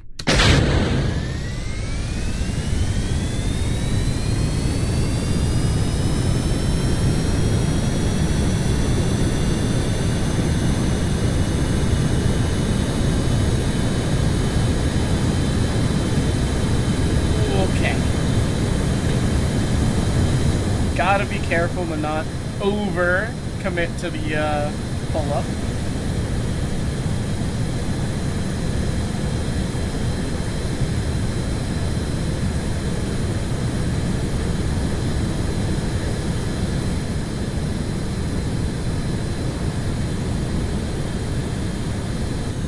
Okay. All right, Jeb. We're still flying most of a ship. Let's go. These are now on closed cycle mode, so they're currently burning the oxidizer. Because they lost most of their air intake. Jeb, bail. Bail! Jeb, bail!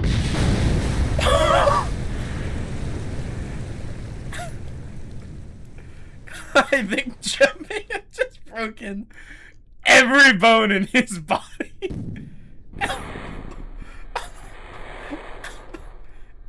He's doing okay.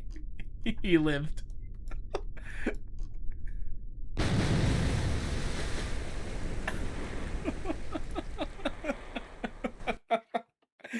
We're making a lot of debris.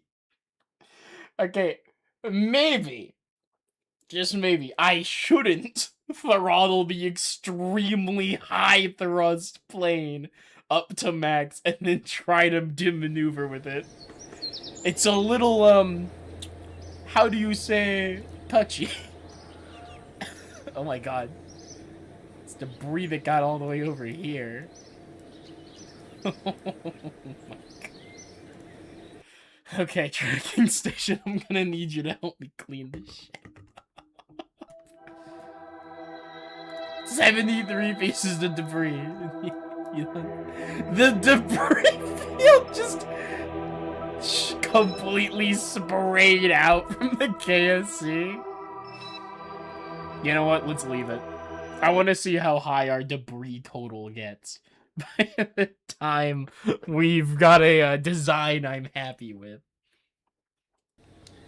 Problem is, I'm not unhappy with our design, you know? Like, this is a fine design so far. It's just, prone to rapid, unplanned disassembly. And, you know, like, what's the harm in a little rapid, unplanned disassembly? I don't even know how, like, what the actual aerodynamic characteristics of this thing are, because I try to move it and it rips itself apart. So, like, you know, jot that down.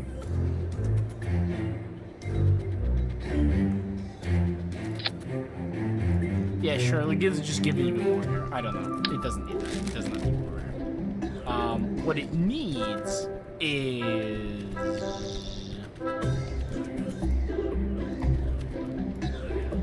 is for the inline cockpit to be on SAS only, and then we try not turning on SAS so that it doesn't reaction wheel torque itself. I don't know if the reaction wheels are affecting this at all. We're gonna find out. We're just gonna not put on SAS, which might make flying this thing even harder. We'll find out. We're testing. This is the closest I've ever come to making a successful jet. Hell, this might even be an SSDL. Gun it, Jeb. The debris field.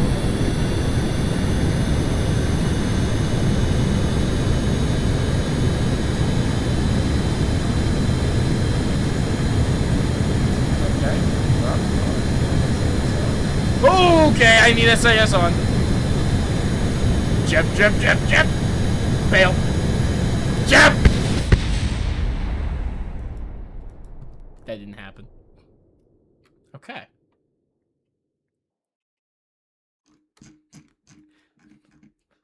Jeb Sherman crashed into runway collider. Yeah, fucking bet he did. That one didn't happen. that one did not occur. Okay, I need SAS on. I am not a good enough pilot to fly at Mach 1. Good to know. Not surprising, but good to know. Alright. I believe in you, Jeff.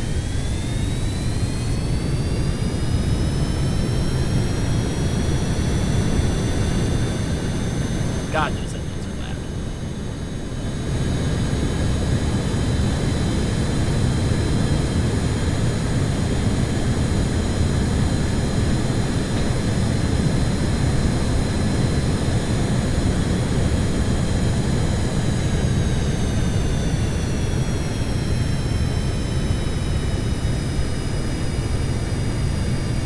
Interesting to note, we're a little aerodynamically unstable at lower speeds. Not like we're about to crash and die, but I can see our tail drifting as we try to pull up.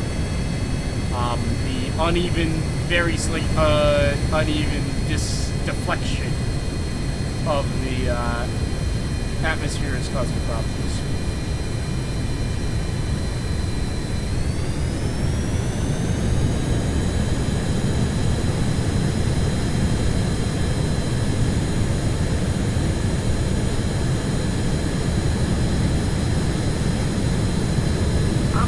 Try a little something.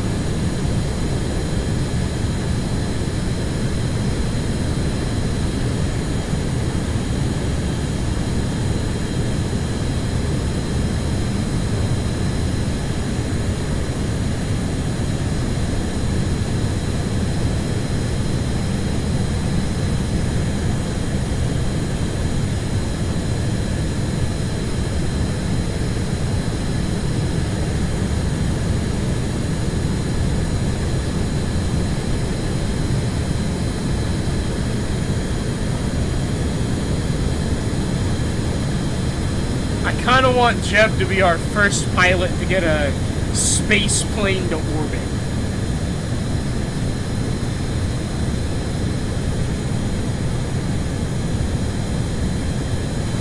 This is still able to pull atmosphere.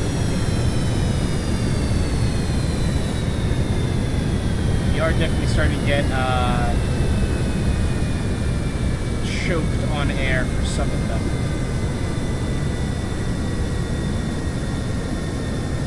Dip back into the atmosphere, actually. So that we don't run out of air. Because I don't want to start burning our oxygen.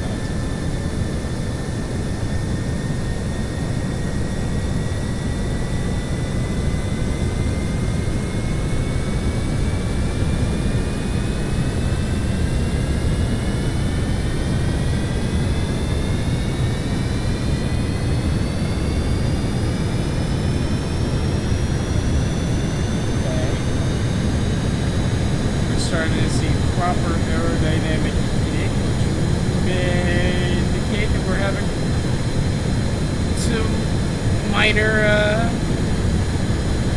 issues.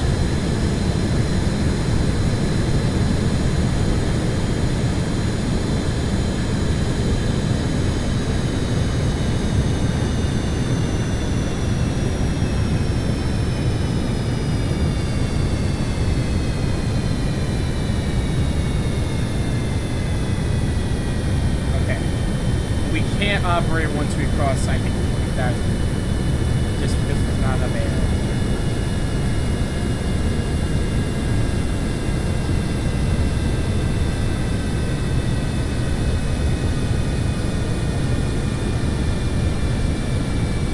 Shot coming up front, it's gonna get real warm.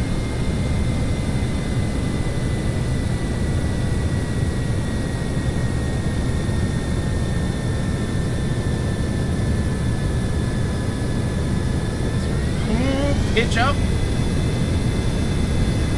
Not sure why that gave us such a kick in our fuel amounts.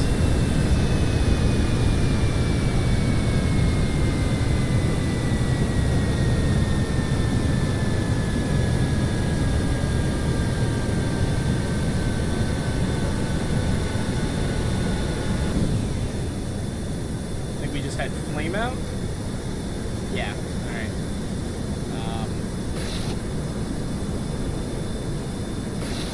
Shut down those. These are probably operating. They've still got some air on them. Oh, all right. We're officially on closed cycle. That is those rapiers switching over to that mode.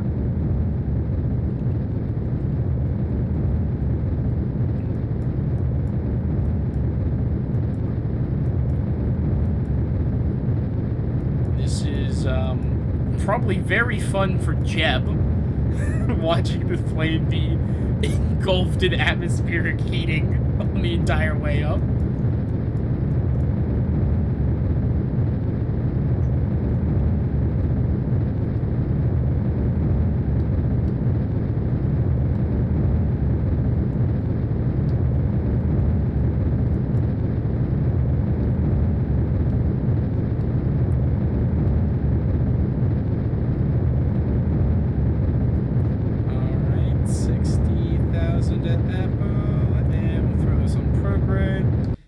Engine, and we'll coast. We got 3 minutes of apoapsis. That's one of the pretty interesting parts of the space plane process. Is just that, like, you know, you get these really long arc ups to orbit. We only have 583 meters per second left of fuel, though, which is not much. Granted, this was definitely not the most efficient launch trajectory I've ever done. Not to mention, it's got this massive hunk of dead weight in the middle of it.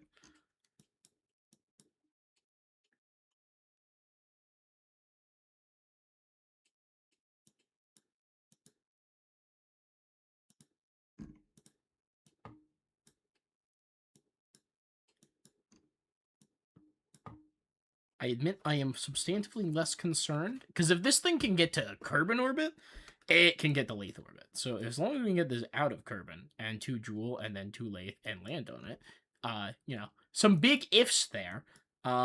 This can get back from Lathe, no problem, or at least back to orbit. Where I'd probably dock it, I should probably put a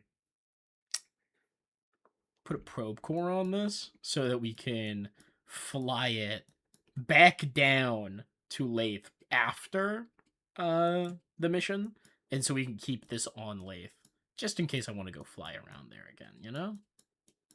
Set up the first Kerbal airbase on another world. Alright, we done made it to orbit.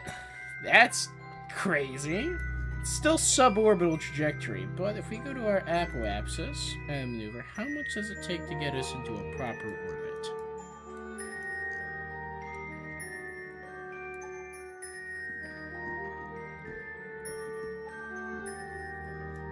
255 meters per second? Alright. Yeah, I'll do that. I'll take that deal.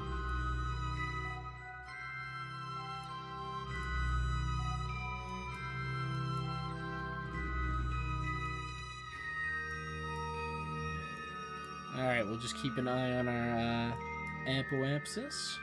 It's only a 16-second burn. These rapier engines are powerful. Throw in our lights action group.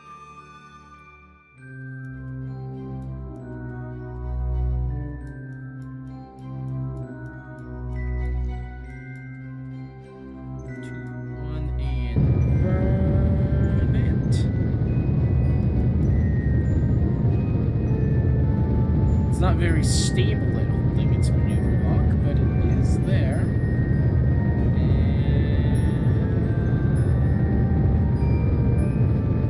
And we are in orbit. Is that like low fuel indicator? I'm not sure. I think that might be a low fuel indicator. But ladies and gentlemen, we have done it. Jeb, congratulations. You are the first Kerbal to ever launch a single stage to orbit. This is my first ever SSTO! And it worked! Shockingly well. You know, it rips itself apart in the atmosphere if you come in a little hot, but like, you know, it'll be fine. Yeah, it's freaking awesome. Cool. Oh, would you look at that? If we, go to the right place, we'll get some new science that we haven't been able to do. I didn't know there was still science to be done in Kerbal Orbit, but sure. We can pretend it's because we're in an SSTO.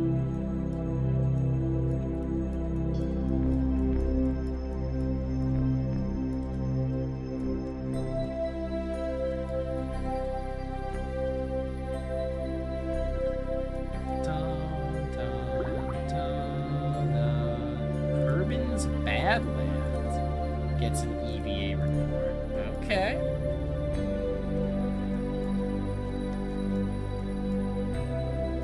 Dun, dun, dun, dun, dun, dun, dun. We are 10 seconds from Periaps.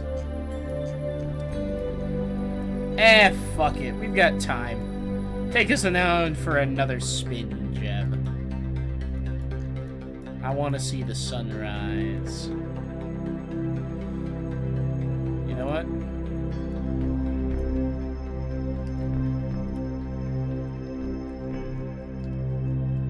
Can we see it from inside the cockpit? How do I leave this view? Is it me? It's me.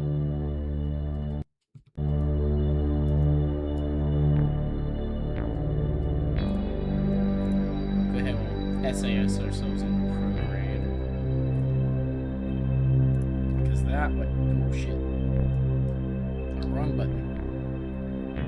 SA ourselves on the prograde. That's using a little bit of our stuff, which we might need to use to flip around the retrograde, but if we hold this, we should be able to see the horizon.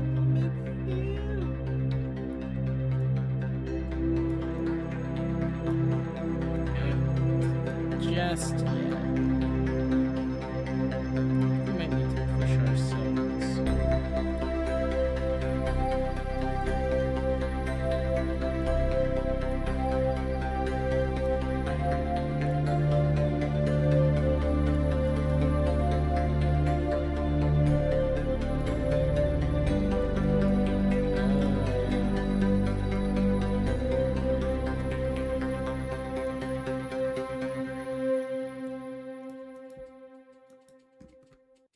There we go. Tip that nose down.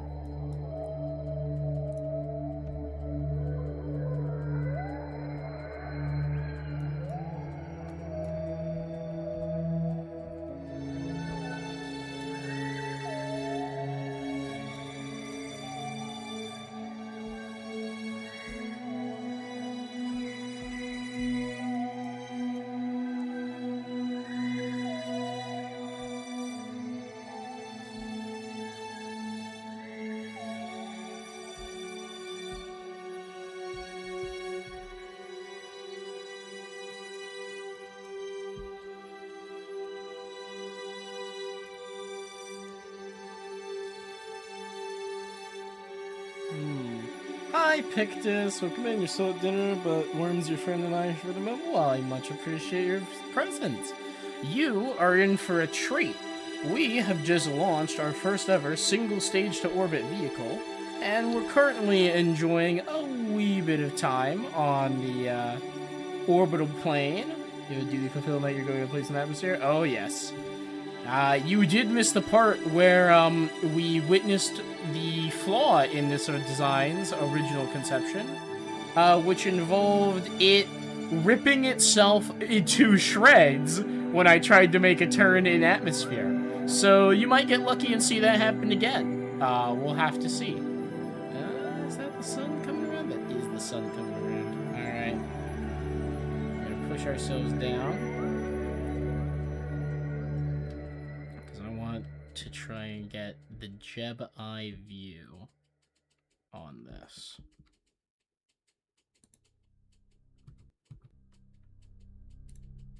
Oh yeah, look at that. Jeb, the only man crazy enough to take this thing that ripped itself to shreds 3 times, follow through on the original mission parameter, and watch the sunrise on a grateful world.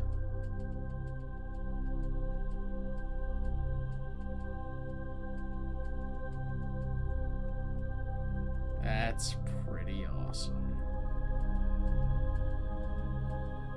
And really pretty.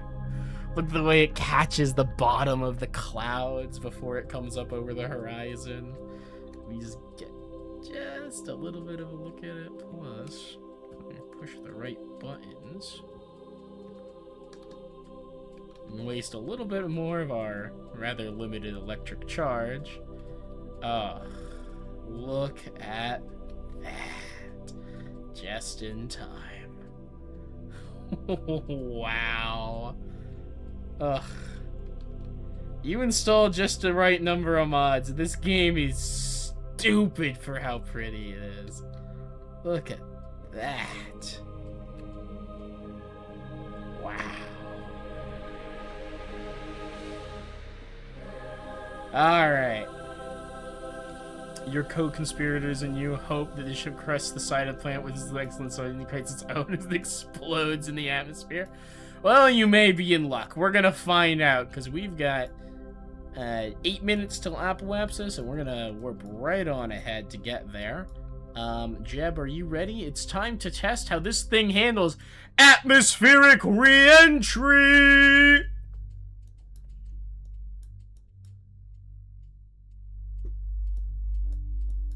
So this is, now that we're out of the dark side of the planet, you can actually see this is the design of our wonderful space plane. This thing actually takes off from a runway and then lands, which is pretty cool. Thank you, Planet Shine, for gloriously illuminating all sides of this. Yeah, no, this thing is absolutely freaking gorgeous. I'm quite pleased with how the design itself turned out. I think it looks really cool. It's got the little nubbin spikes at the front for no reason, because they look cool. Alright, 1 minute till apoapsis. Let's throw ourselves on retrograde.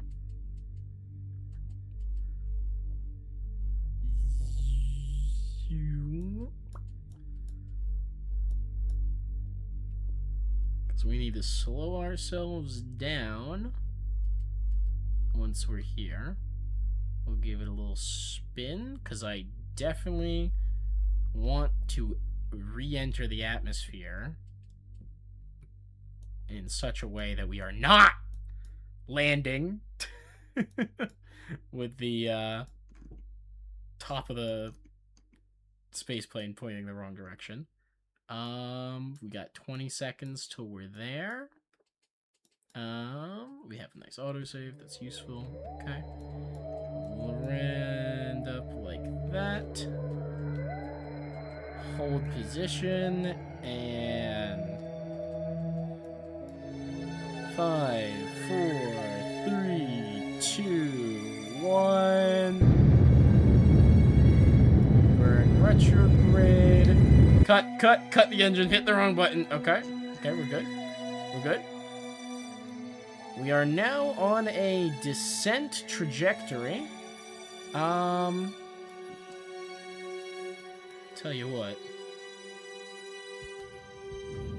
I don't want to burn too much, but...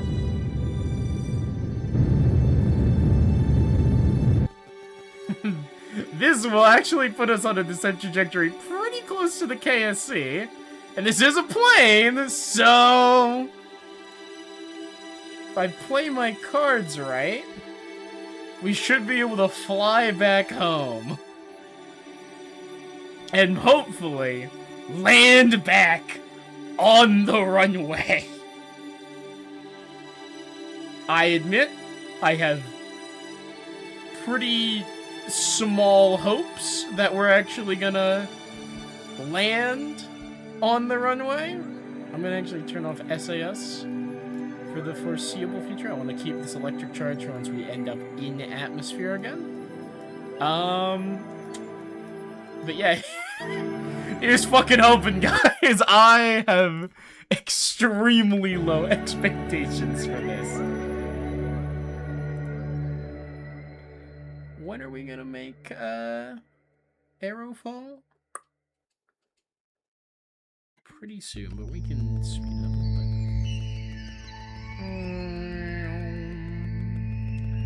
And we are officially in the atmosphere again. Okay. Time to find out what this thing will do once it's in the atmosphere on re-entry path. Oh, this is, objectively speaking, the most dangerous part of any space flight. It's launch and re-entry. But in Kerbal Space Program, you're pretty safe on launch, so it's pretty much just re-entry. So we're about to find out. For now, we're doing okay. However, can't let it go too far. We have to maintain this approach vector, because we kind of want to skim along our shockwave when the time comes. I'm actually gonna real quick. Okay, cool. We have navigation set to KSC. Nice.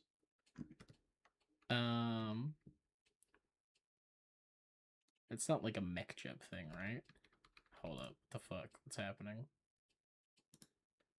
What's happening? No, no, stop, stop, stop, hold up. Deactivate navigation. Okay.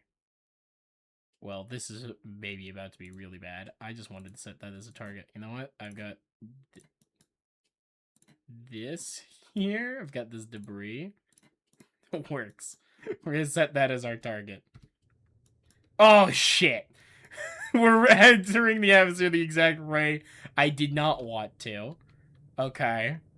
Well, time to find out. How does it handle a suboptimal... Suboptimal? We're spinning out of control. Shit. Shit. Come on. I know you can pull up.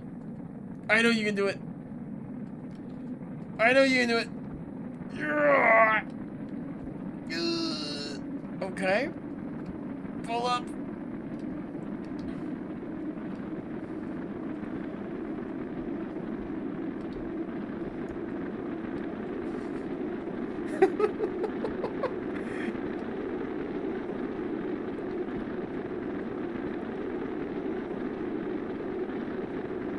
Jeb, you might need to bail, buddy.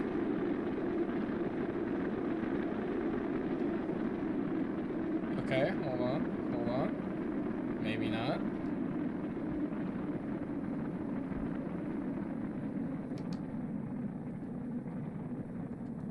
Oh.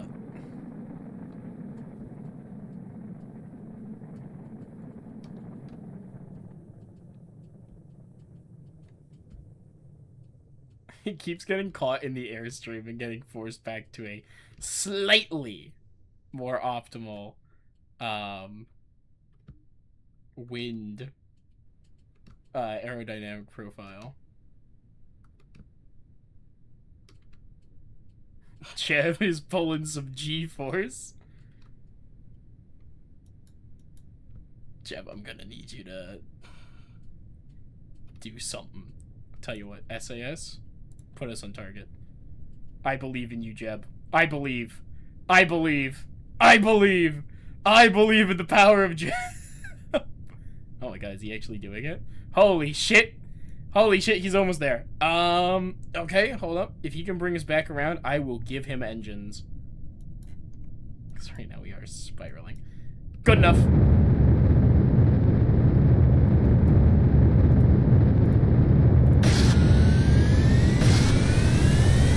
Activate the jet engines. Uh-oh. Uh-oh. We're out of fuel. New, slightly more problematic problem. I used too much fuel getting up. Okay, Jeb. Listen, buddy. We've had a long run. This thing is designed to be a supersonic aircraft. And we very much are not currently going supersonic speeds. So we're gonna try to stop spinning out of control.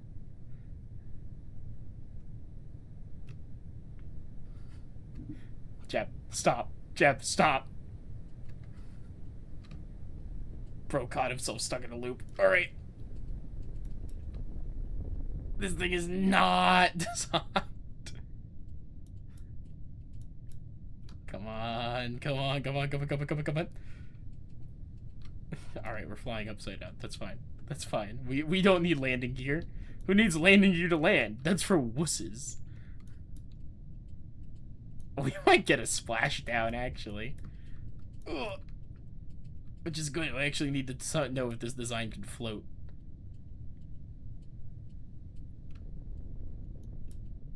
We're actually getting down into a thick enough part of the atmosphere that our aerodynamic control is improving not insubstantially. The point...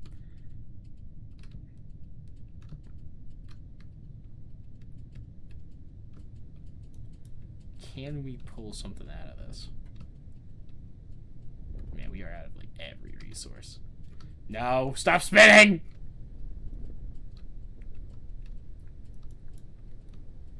Jab. Jab. We need to catch the wind. We need to catch the wind, buddy. If this thing has any chance of surviving, it's by turning into a rudimentary glider. I don't know how we're flying backwards, but we are. Which, like, okay. I don't know why this works. I know how we're gliding.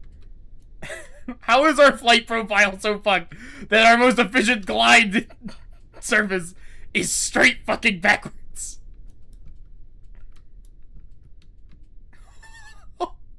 Oh, we're stalling. We're stalling. We're stalling in the right direction. We're stalling the right way. Hold up. Hold up. Mission control watching Jeb clutch the fuck out of this landing. What the hell? What the hell? Oh, no, no, no, no, no, no, no, no, no, no, no, no, no, no, no. Jeb, we can't go fast. Jeb, we can't go fast down to the water. We gotta treat this shit like a paper airplane. We gotta be a paper airplane. Jeb!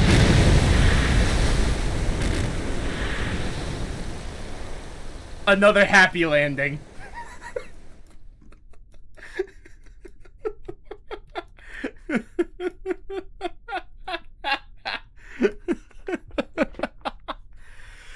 Alright, that was fun. Let's go and do this without the navigation thing immediately fucking us up. I do need to see if this thing could land at all. I was gonna say at the KSC. At all is the correct one. Oh, no. Pick this. Your trip's not even nearly complete. That was the most boring possible way that could have failed. You haven't seen it turn itself into Swiss cheese.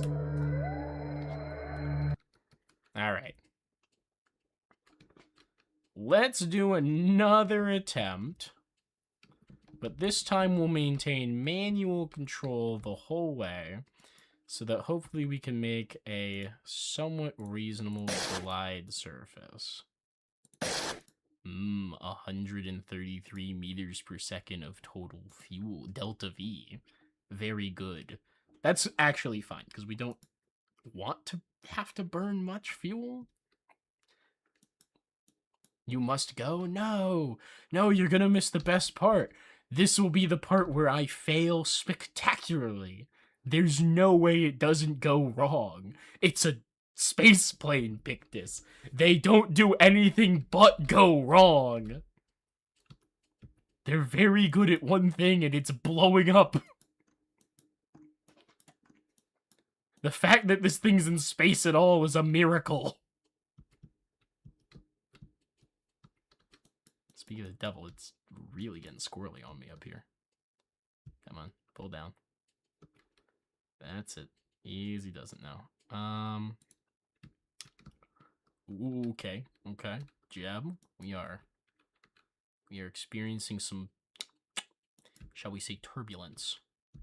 I'm gonna go ahead and throw in SAS, okay, buddy? I need you to not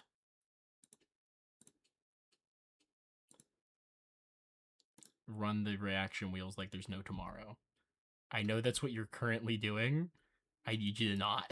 Okay, bud. All right, we're hitting atmosphere. We're officially in the re-entry stage. We're coming in. We are coming in at the desired approach vector. We are not exploding. This is good news. This is good news, Mark.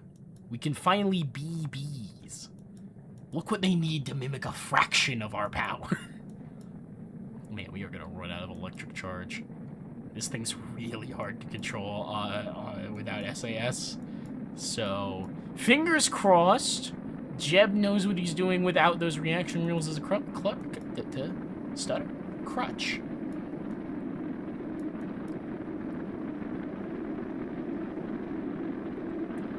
Okay. We're at the point where we want to gain a little bit of speed, not too much. Say, actually, our flight profile is kind of hard coding us into this specific angle, which is maybe good, because we don't appear to be exploding from reheating, which I was really worried about for the Convertitron, but apparently that thing can withstand some crazy heat. It's getting a little squirrely. Jeb, don't let it get out of hand. I know we're about to run out of a reaction wheel. Jeb, don't let it flip! Okay, you let it flip. It's fine. It's fine. It'll be okay. I'm gonna stick us on prograde. Jeb's maybe gonna be able to help keep us pointing the right direction this way. Okay, we are spinning. Okay, we're spinning, we're pausing in the right-ish direction, and we're gonna do another flip. And hey, I see the KSC. The operators at the KSC being like, is Jeb okay? Meanwhile, Jeb,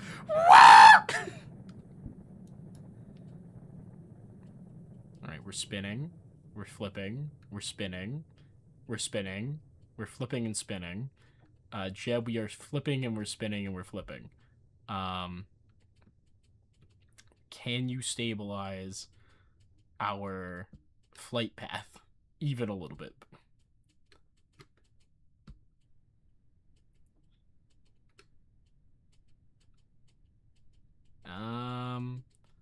I'll take that as a yes and. Okay. Okay. Okay. Okay. Oh, hold on. Hold on. Hold on. This is... Oh.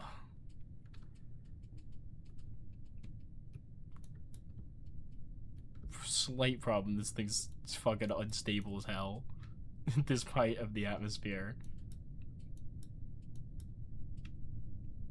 Okay. Flip her around, flip it around, flip it around. And Jeb, you failed me. Okay, we are mostly going down now, so that's bad, because that means that we are just falling.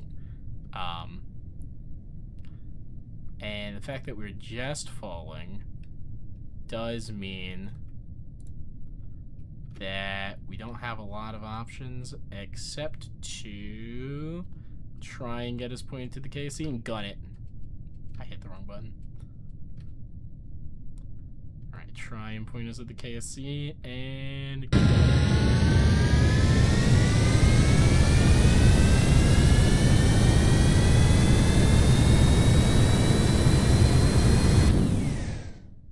Okay, that was all the juice we had in us. And we're falling. We're falling pretty bad. Jeb has decided that the most optimal path for stability is to lock us on a spin rotation on retrograde, which is not what we want.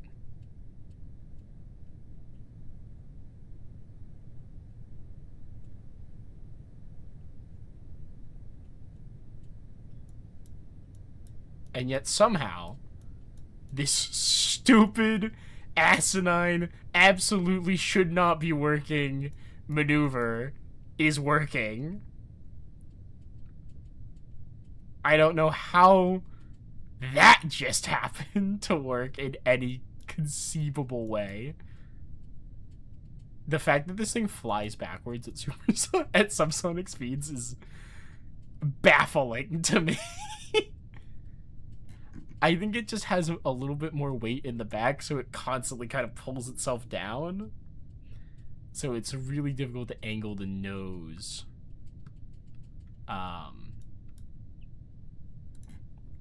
In a way that, you know, does anything else but that. Oh, wait, we're flipping again. Okay, it's fine, it's fine. I just want to see if I can get us into a, you know, glide profile that actually points forwards.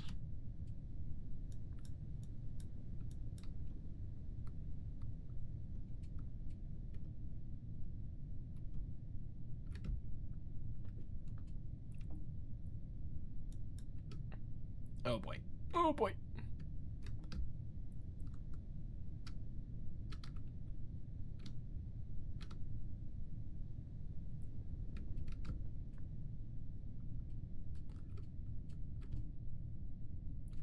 Okay, we're stalling out in a really interesting way at this point.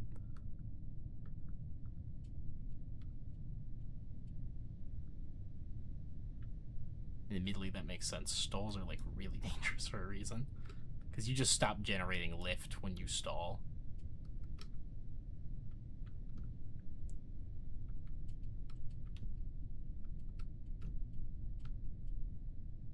And we're spinning again. Okay.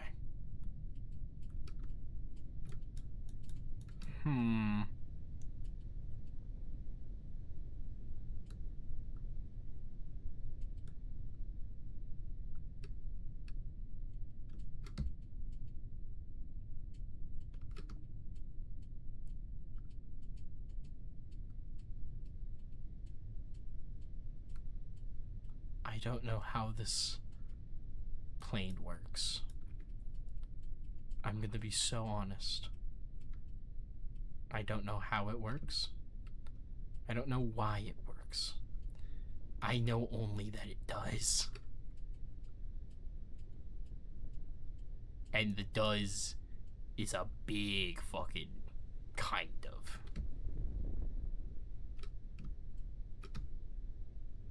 Oh boy. Oh, no, no, no, no, no, no, no, no, no.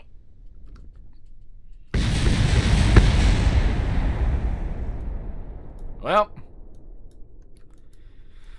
another happy. Oh, I can't even revert the flight because I did it from a load. Okay. All right. Jeb survived. Let's recover the vessel. I love the tendency of the plane to break apart into a million pieces. That's not something you usually see with the rocket. You know, the planes, they leave a debris field. The rocket, it just detonates.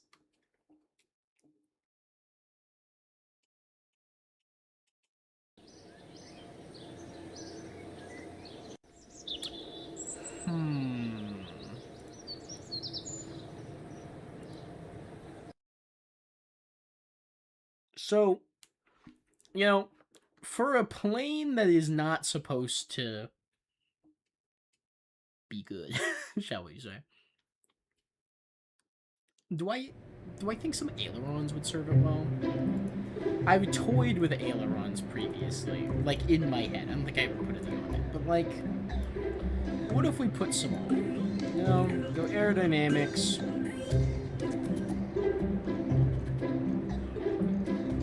Give it some air rudders.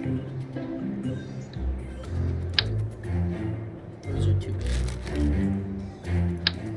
That's also too big. Actually, you know what? These.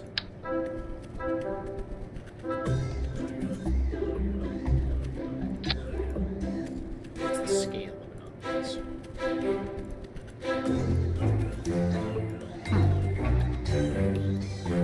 That seems reasonable.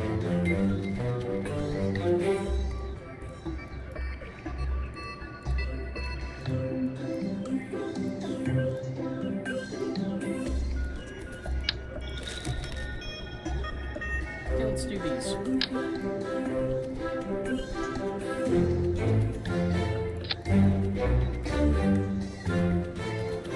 15% scale looks real nice, actually.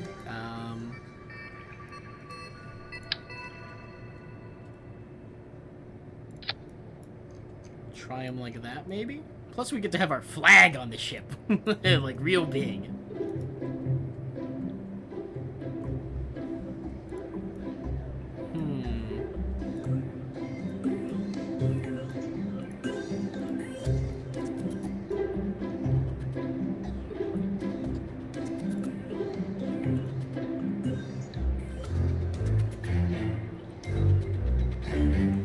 For the sake of power...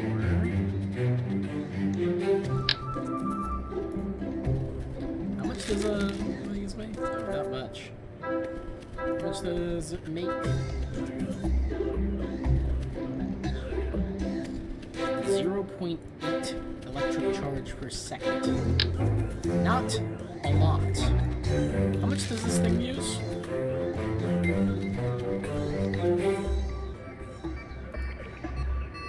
Takes 30 electric charge a second. Goodness gracious.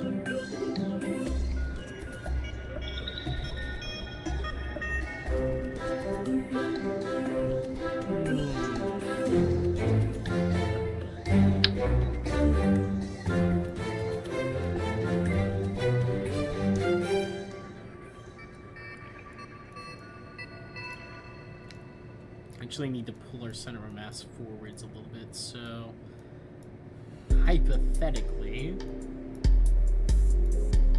where can we put nuclear material?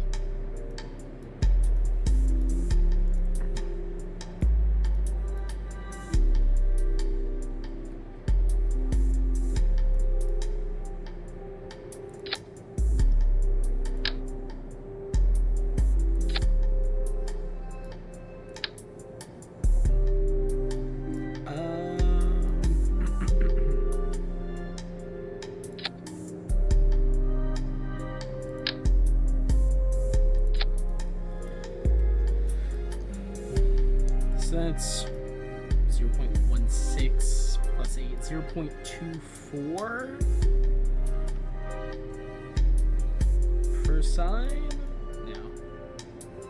0.8, 0.16, 0.24, 0.32, 0.4, 0.48.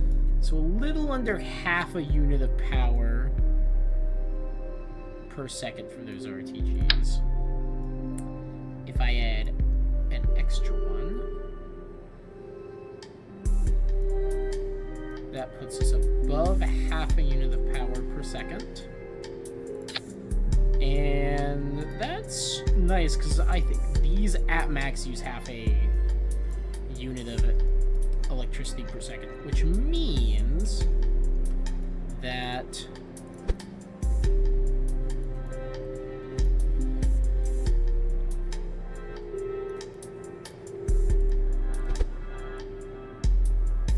we should be able to permanently run our reaction wheels with this setup.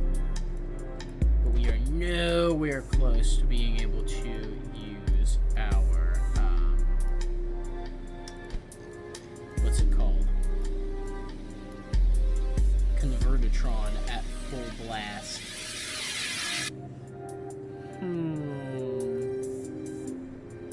The Gigantor Solar Ray. It's a shame that those cannot be stored.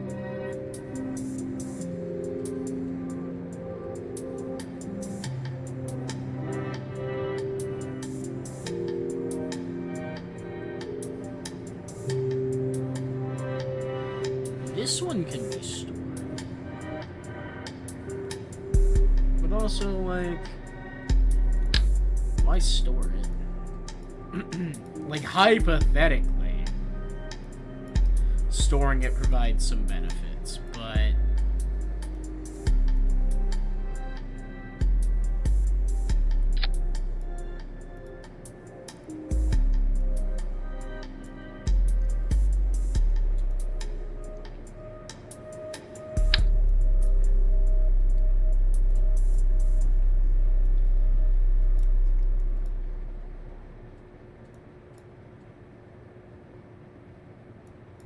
if I take this... Ah, you can't attach the Convertitron directly.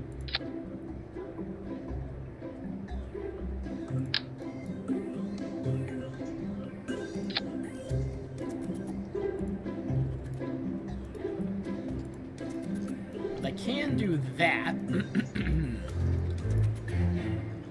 And that will give us, hopefully, not insubstantial amount of power, despite the absolutely abysmal generation rates out by Joule.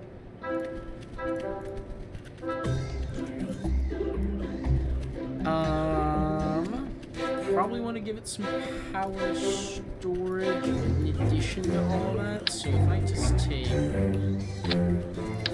this.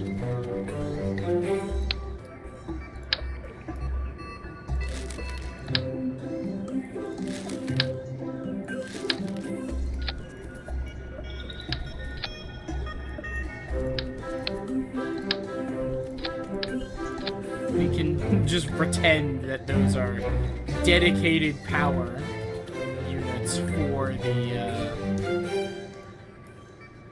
Convertitron, essentially.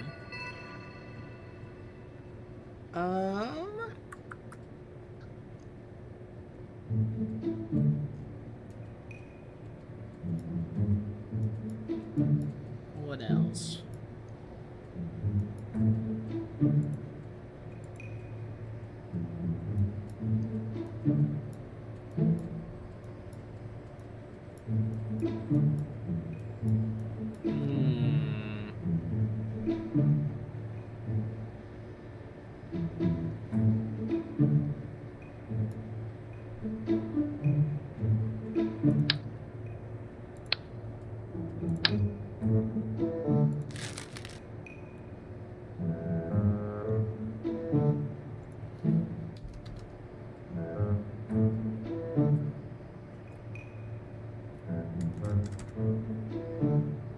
If we go for the fuselage, right?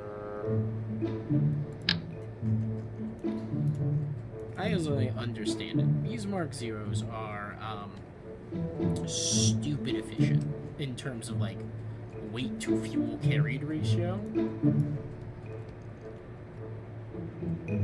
So what we're gonna do,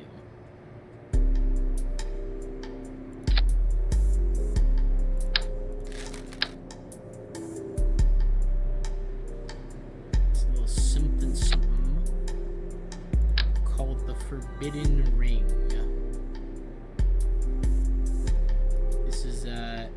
illegal building technique. I'm gonna essentially pre-charge this plan with a ring of extra fuel tanks.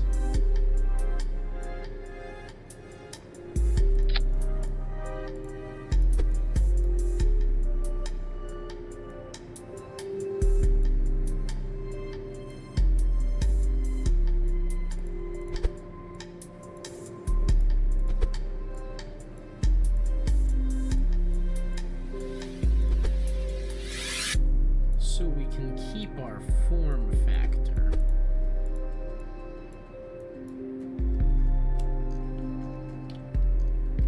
Without getting a little too silly with it.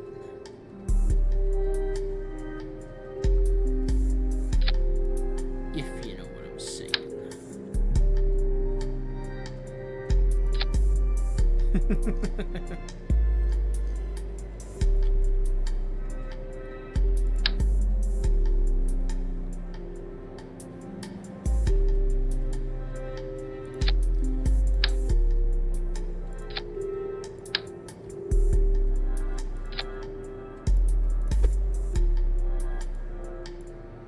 Let's give it a nice swoop.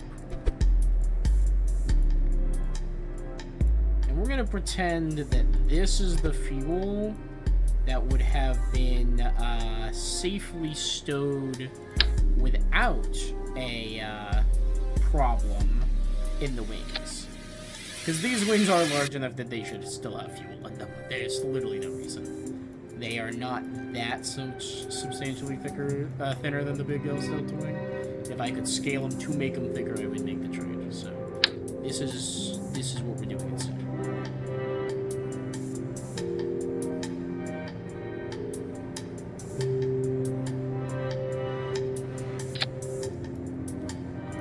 I'm not gonna go too overboard with it because,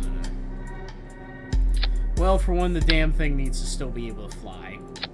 And for two,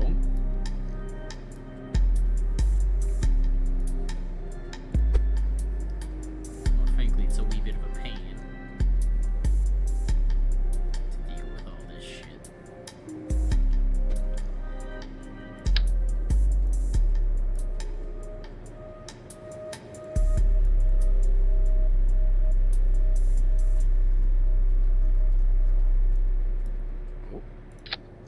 There we go.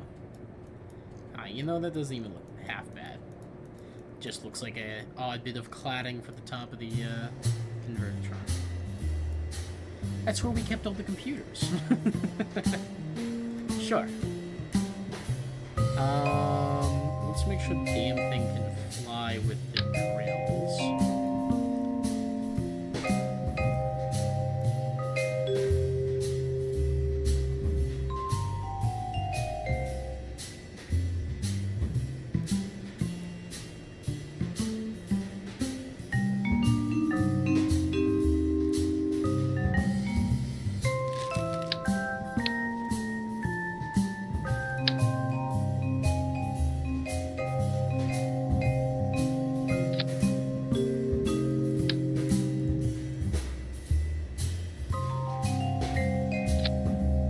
These things take 7 per second. Sheesh.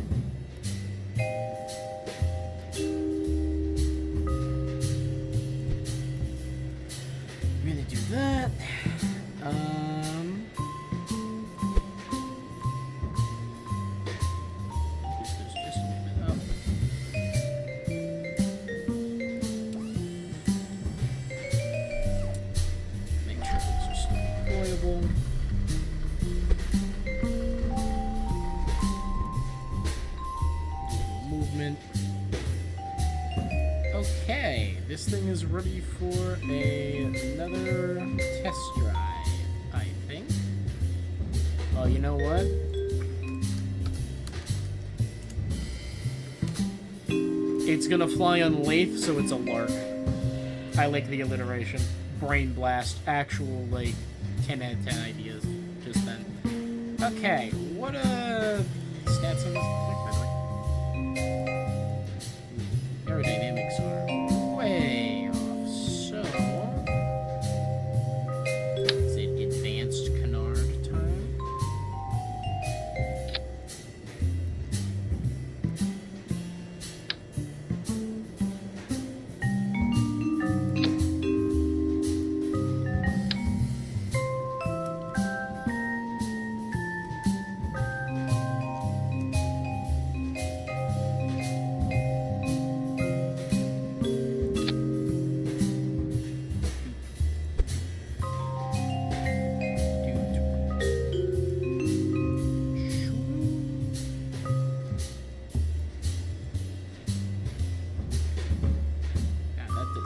Not push this thing forward all that much. What if I, the 200% is shockingly effective at what I wanted to do, actually.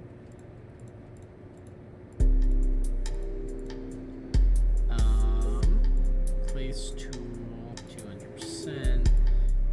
Move tool, scoot it back until it's centered. Okay. It's a very different look to it, but let's fucking see. How does this thing hold up?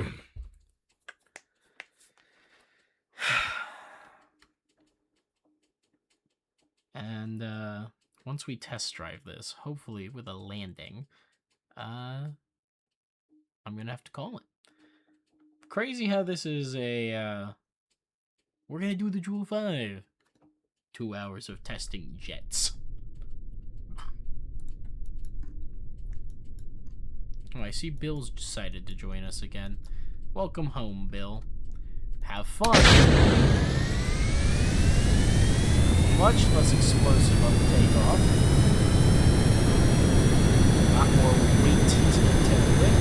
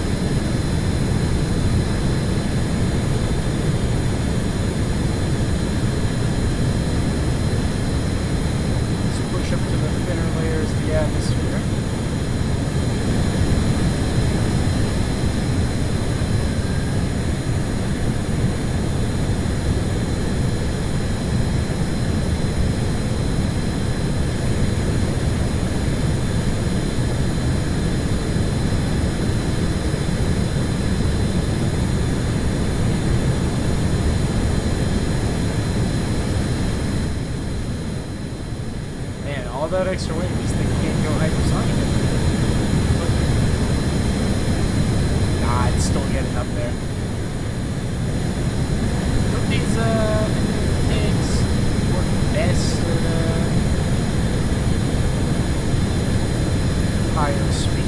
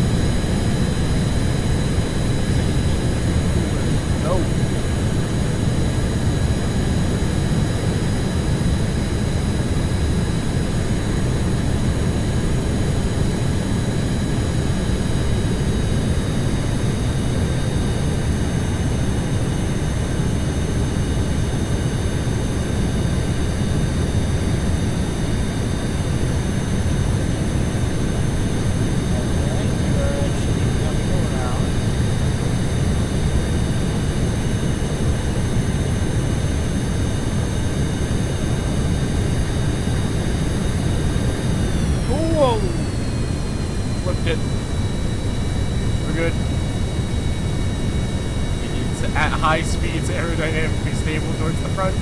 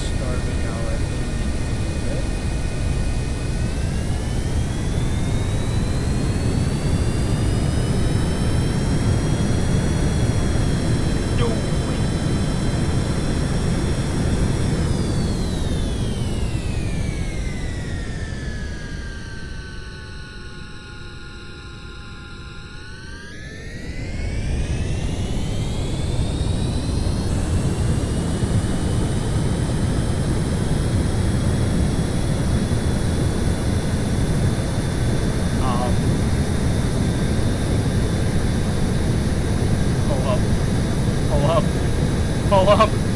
Pull up! Pull up!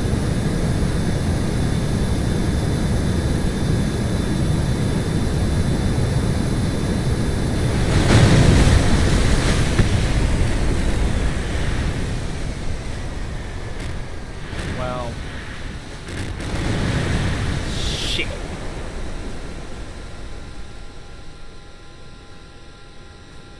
Well, that'll run until it's out of fuel, I guess.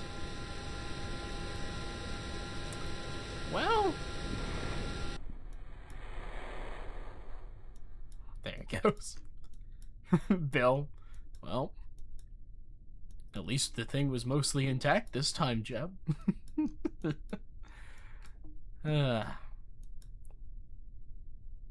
Plenty of power, though, so that's nice. Let's try that again. I really want to make a successful landing. Gosh. I mean, it's really tough to land. It is, I think, a lot easier to take off than it is to land. Because you gotta burn off a lot of speed when you come in for a landing, and that's going to change a lot of your flight characteristics, you know? Causes problems in the long term.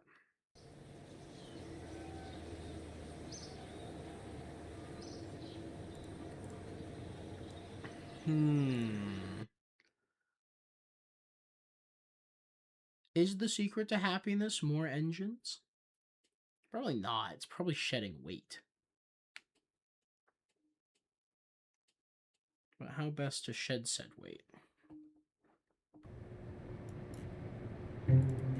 Question. Convertatron. I don't know. Fucking stick it in there.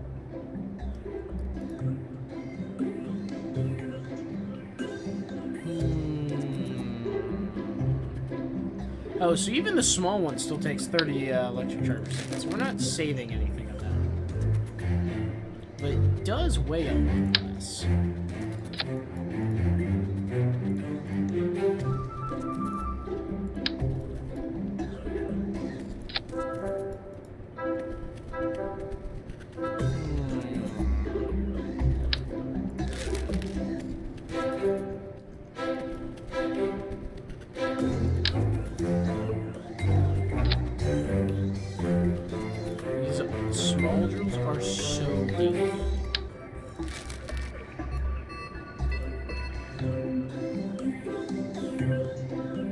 These are a lot more expensive. You know what? I need...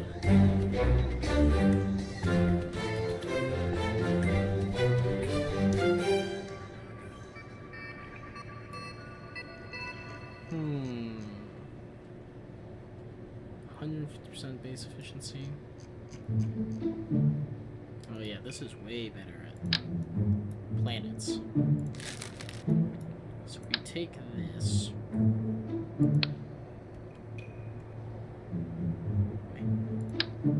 Get rid of that.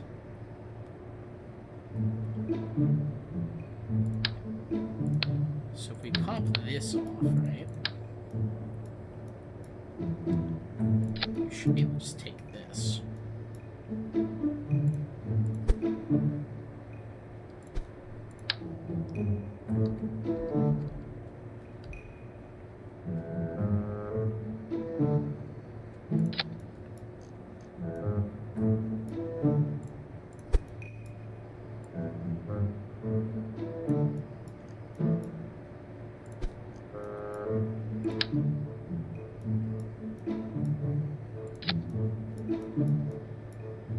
Slight problem. You can't see the drill. Okay. So what if, for the sake of realism, go to our payload, give it a payload bay. Cargo ramp is crazy. What do we need a ramp for?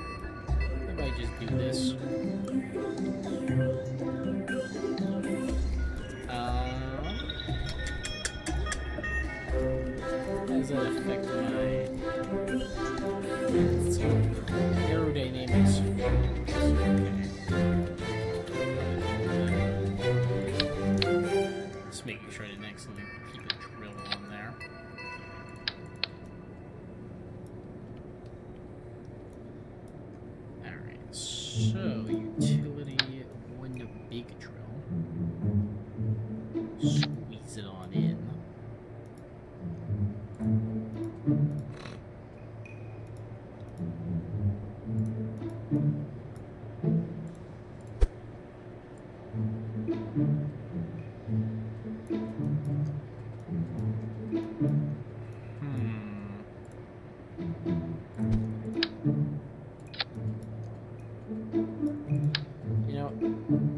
Hilariously, it just about fits like that.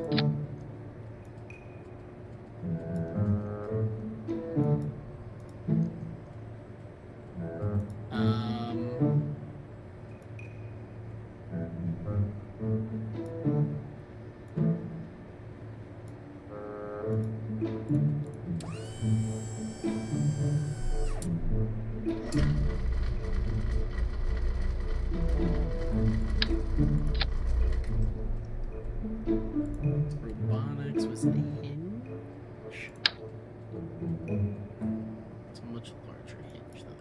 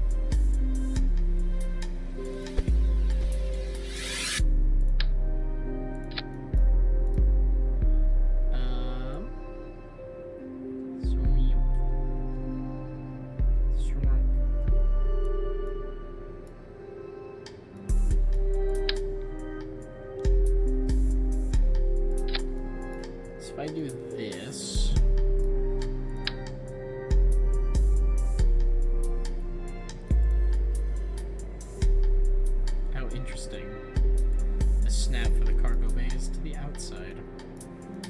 I suppose that's not that surprising. So we can put that there. We'll take a rotation tool. Squeeze that like so. Take the move tool. Push it like that. This tool again. Get lined up. Take this tool back out.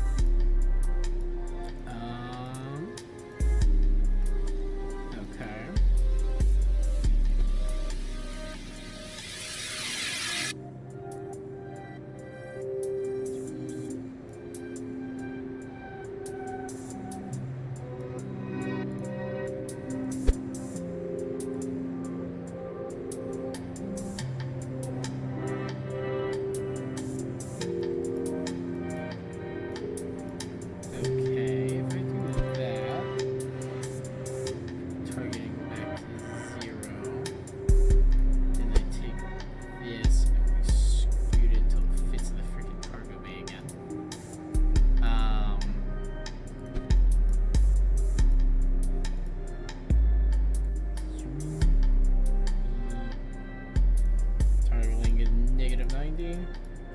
Deploy drill straight down. And it hits. Good. Just, you know. For once, the service bay having 2 doors would make more sense.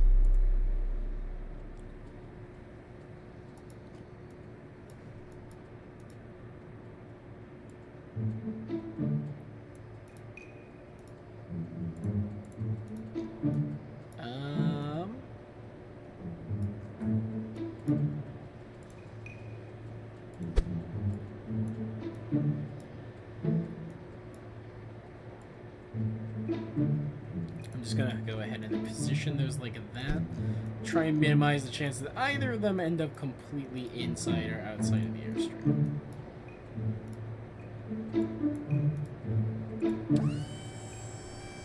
Okay.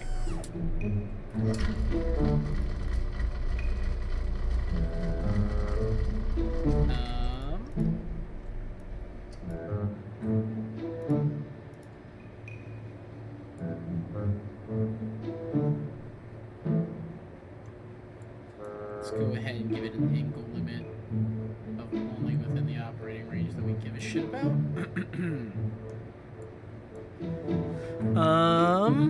Traverse rate. We'll put that at a solid 10 degrees because this isn't a huge thing, but it might be a little heavy.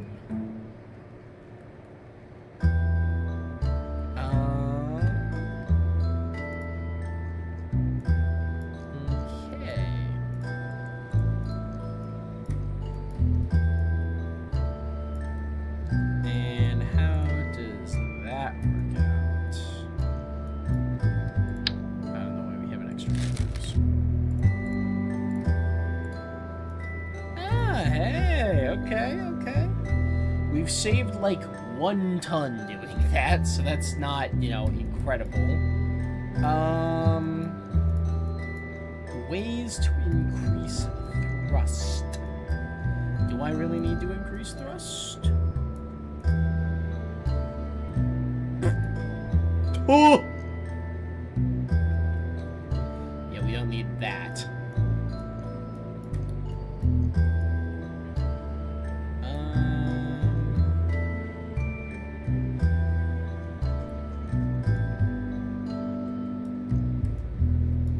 Gotta figure out a way for the Kerbals to get on and off this pretty easily. Lathe's got decent gravity. Let's go ahead and call this the Lathe Mark 1.5. And we'll give this one a little test run. We'll see how it flies. Because I'm not sold on the idea that we need more thrust. Though we may be having a very difficult time getting this into orbit.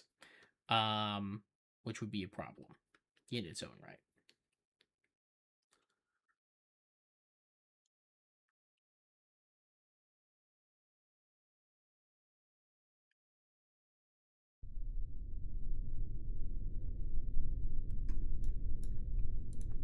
Definitely sits heavy on the ass end.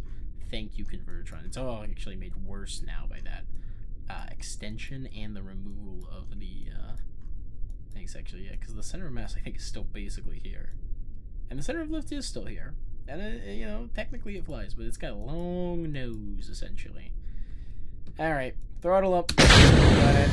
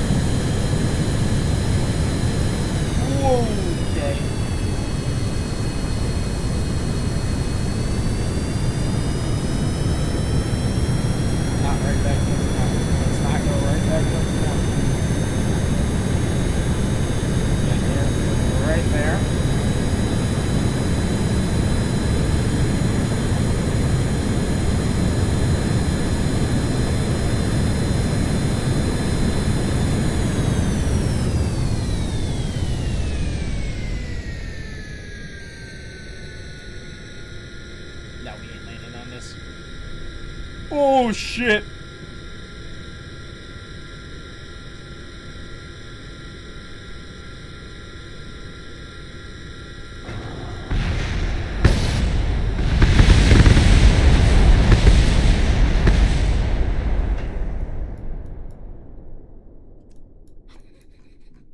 Did that bend the entire superstructure? Am I crazy? It looks bent. I'm gonna... Let's redo that launch. I'm gonna try a little bit more aggressive of a zigzag on this one to get lined up with the island airfield. Or maybe, just a thought. So we need to test how fast this thing can go.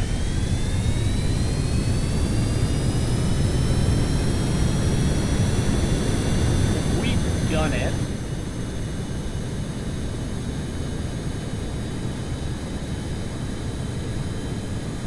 We could go for a like turnaround, big up, come down this way sort of idea.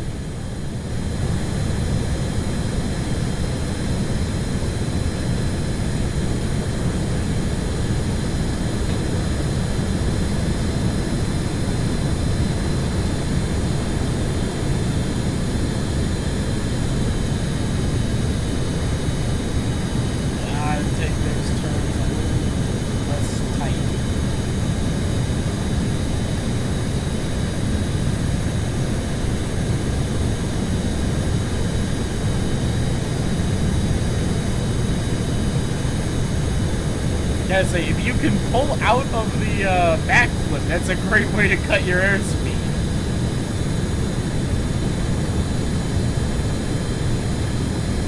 We'll give ourselves a little bit more operating.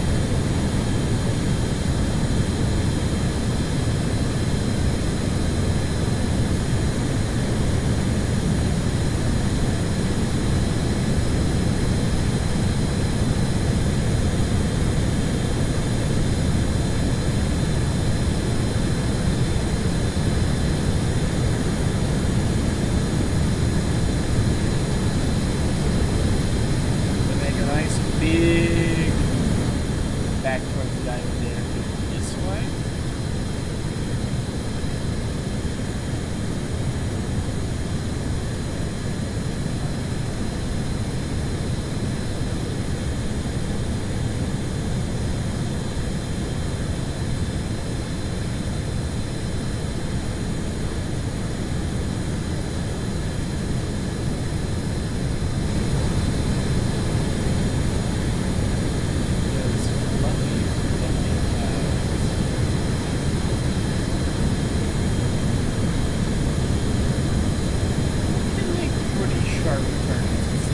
We gotta be careful because it cuts a lot of our speed through it, but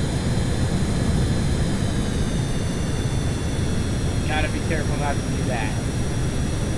If we cut him into a full spin out, we end up having to try to gain all that lost speed. That's pretty dangerous.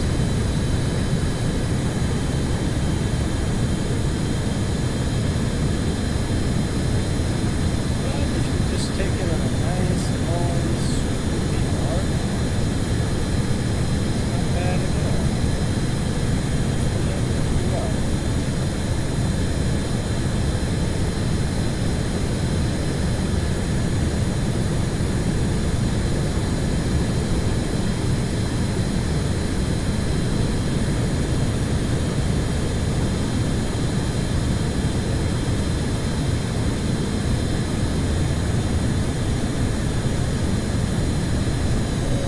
Okay.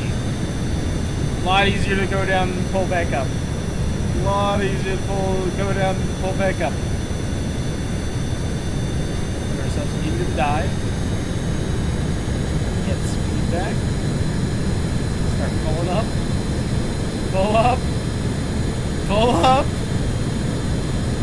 And we're good. Okay.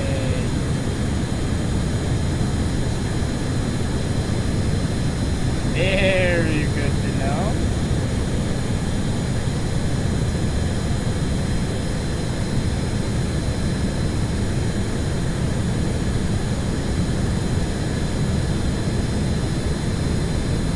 You gotta know your limitations, you know? Vitally important.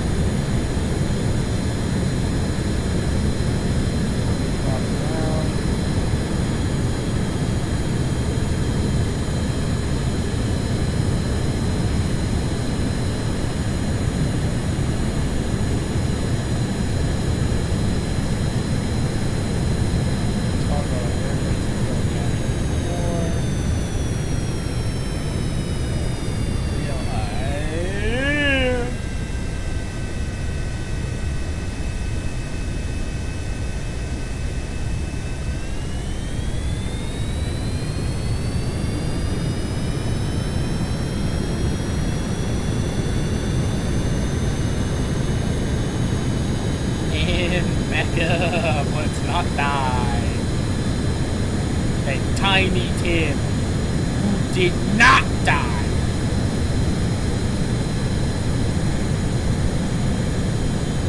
I love putting these guys through their G-force, basically.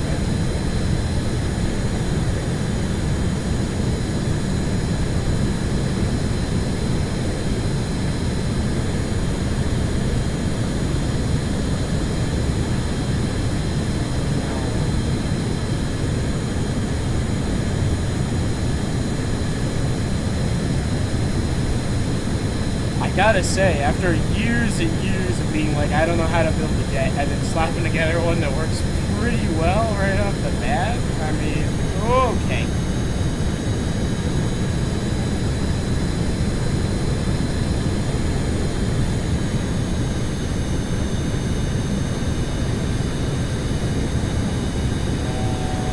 I'd say, as I'm about to crash the damn thing.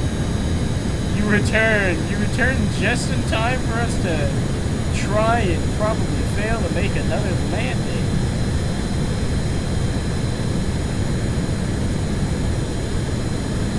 Throttle down. Throttle down further. I can't fucking see where I'm going. Toggle the brakes, toggle the landing gear. We are gonna buzz the tower. We are not landing this, are we? Turn off the brakes. Got it! Bring up the landing gear! Aw, man, I'm gonna be fucking trying to do this in the dark.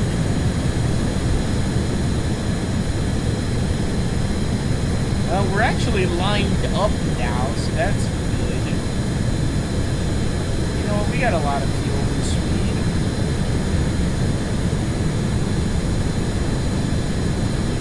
Do a barrel roll!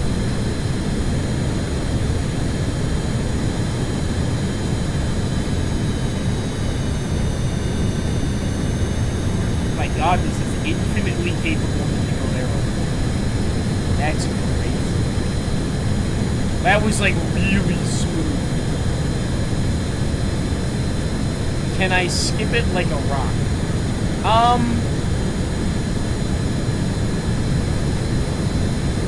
Let's be real close to the tower. Hello! Woohoo!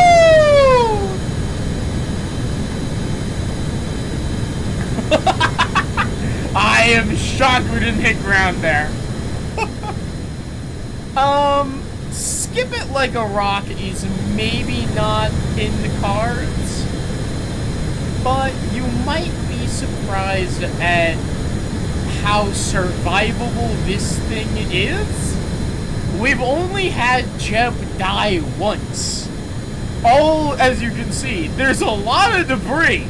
This is a, learning curve to try and figure out how the hell you use this thing effectively.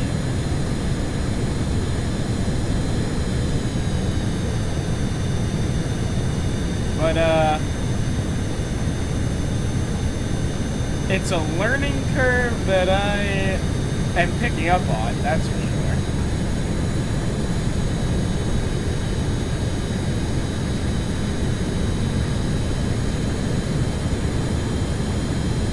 It's also one that, for all of its flaws, and boy howdy, there are many.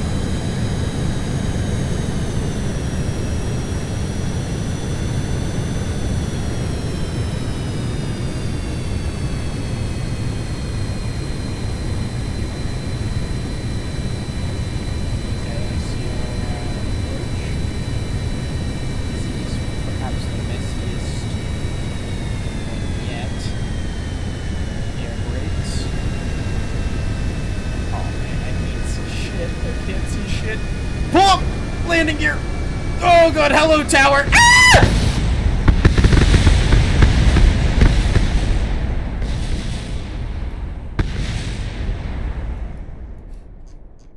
Ah! I may have come in a little fast.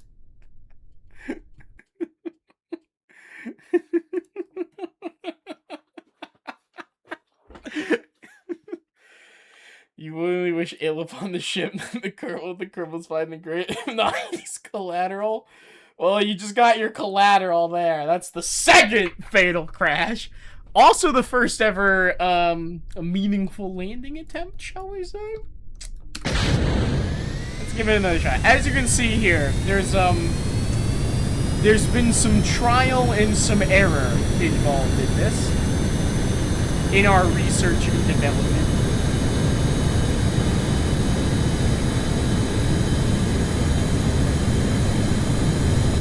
Beautiful. I'm glad somebody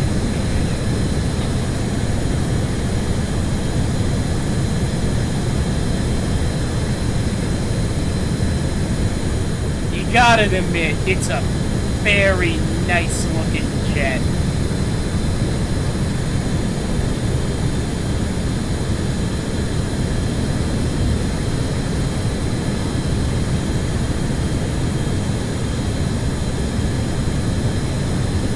Kind of looks like a Diplocaulus, actually. Now that I think about it.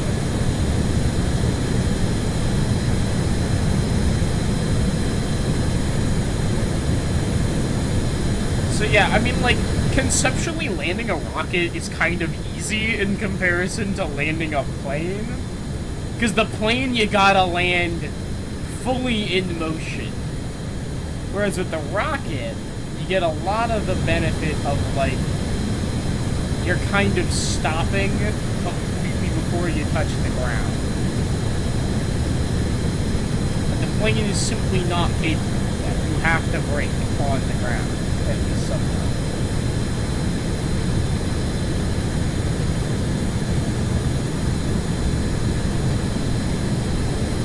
I will say, I don't know if I'm just flying it differently. Does the game have any lights we put on this thing? Oh, it does have lights. It's just we were going 200 meters per second, approaching the airfield. That, as you might be able to guess, has some minor, negative ramifications for our jet.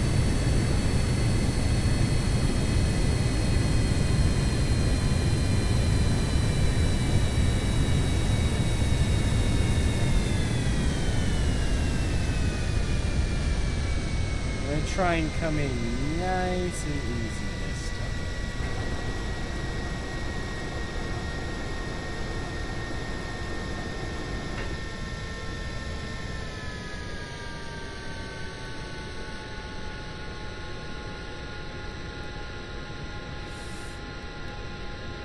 Oh shit! Oh shit, that's touchdown, baby! That's touchdown! We didn't land though!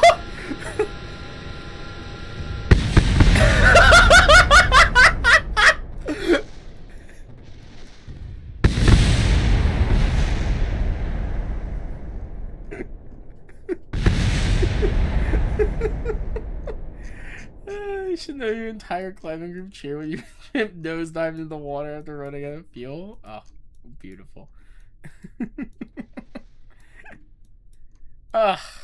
Touchdown and then because we didn't stop hard enough, we had the brakes on. Come on. It flew up. I'm pleased to provide such joy indeed. Alright, so we're gonna have to go even slower. I might need to unironically add additional air brakes so we can really careen to a stop. Yeah. I mean, truly, it's late. We should probably be trying to make this thing capable of landing on the water if we were really smart. Landing and takeoff from the water would be smart. Because this thing does not exactly launch. Well, I just blew up 2 of my engines.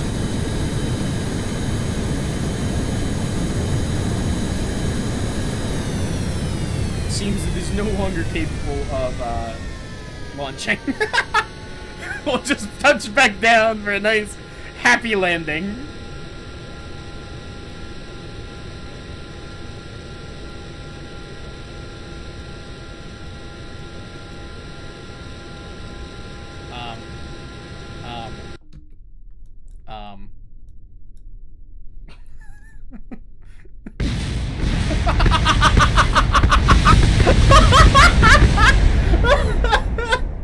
Alright. Oh, we need more brakes. We need some heavy duty brakes on this thing. Brakes. Why are these at 50%? Put that shit at least 100. No wonder this thing can't stop.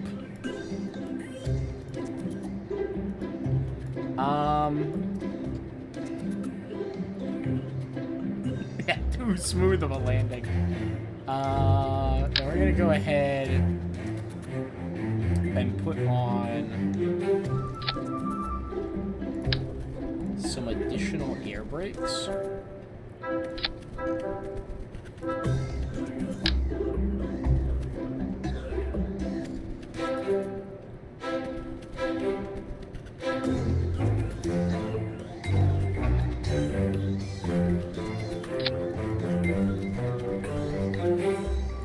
And we'll call that the Mark II.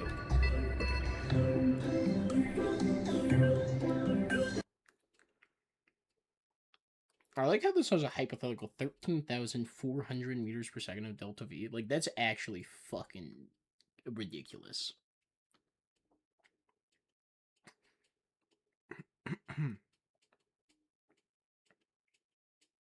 Alright.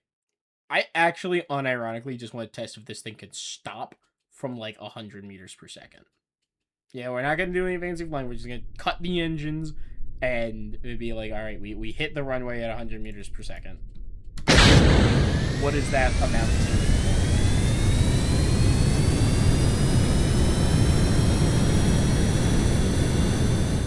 to? Because we're probably not even going to be, like, you know...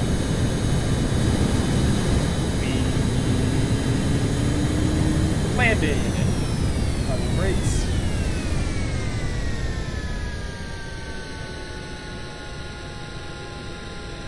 Oh, okay. That's way nicer. Interesting that these things just burn even when they're throttled all the way down. You gotta shut down those engines.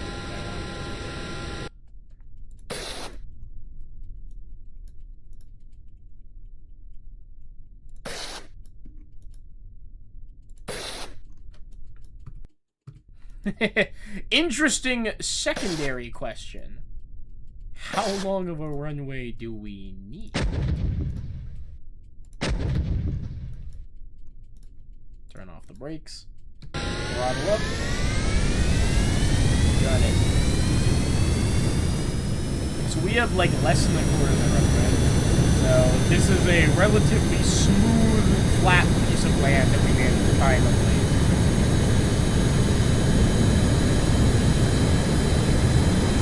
Okay. 100 meters per second is a little iffy, but we can make it work, so... Alright. Let's take this thing to work.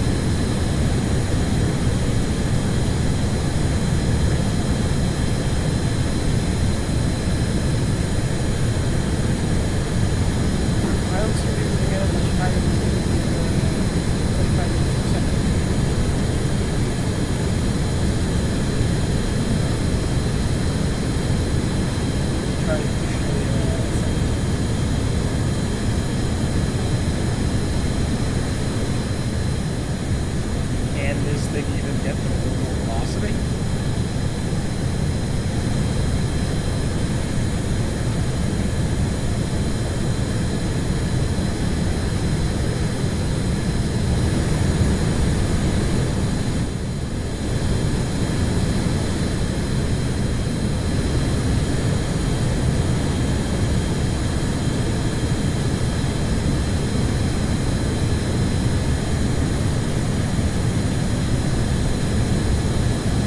Is the plane spaceworthy? Well, that's kind of what we're trying to figure out right now. Like, are you asking, will the Kerbals survive? Yeah, the Kerbals are good. This is a fully vacuum-ready, space pressurized plane. So long as it can get into orbit, it will retain atmosphere.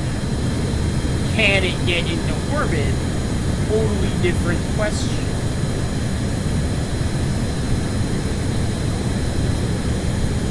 I'm not pleased with its performance thus far. I think we might need to give it more engines.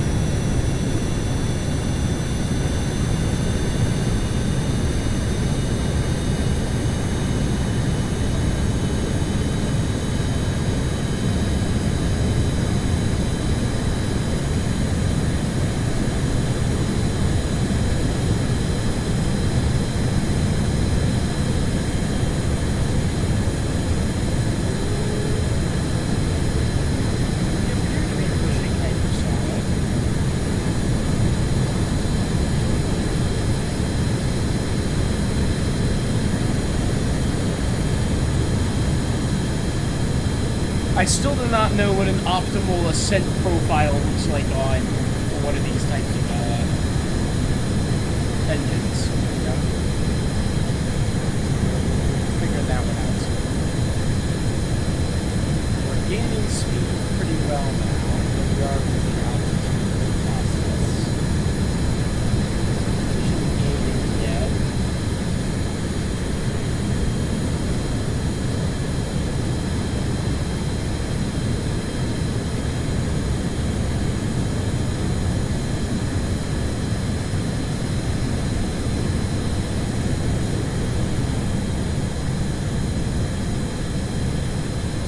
Check out you can see the shadow of the clouds and Earth itself as they zing off into the distance through its own altitude. That's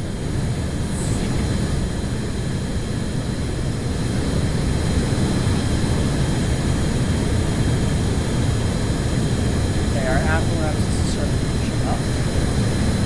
We're starting to get a shot code developed. Our hyper ram jets are really starting to pick up their thrust now. That's what we want to see. Okay, so we want to push to about 15,000 meters and then level out and really gun it so we get those hypersonic ram jets working.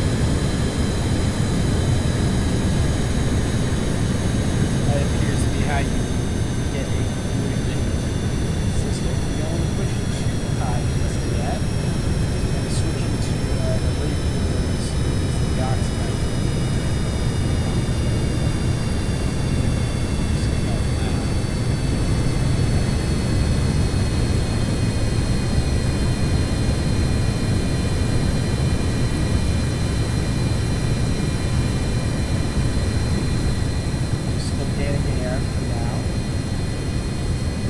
Our speed up pretty high while we're here, so we can raise our apparatus. Oh, it's actually calm. That's interesting. It will make a viewable meteor. I mean, it basically is one already. Look at that.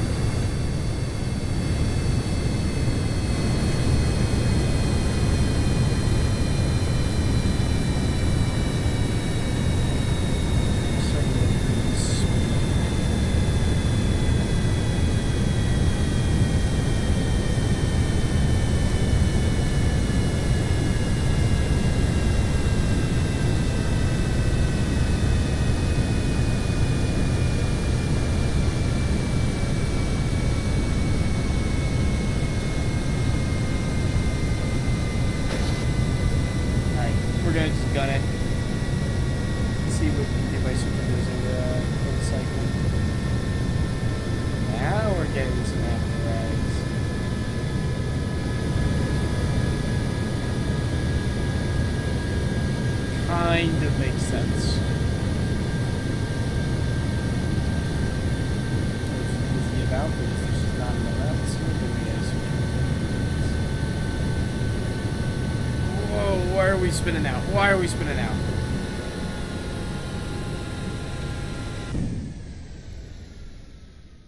I think we just hit flame out too. Yeah, air combustion failed. Why?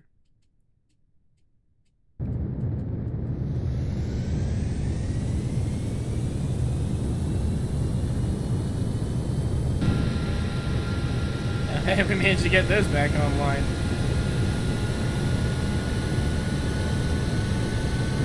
Okay.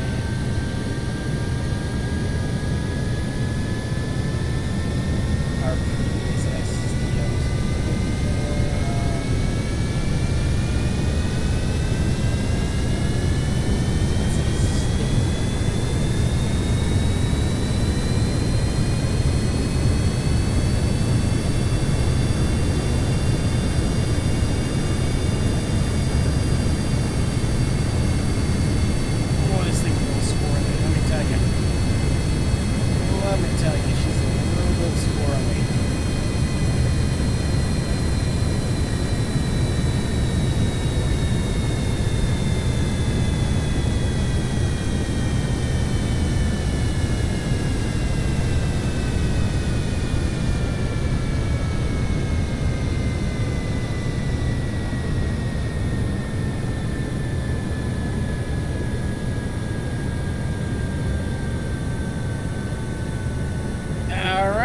I think we have our answer.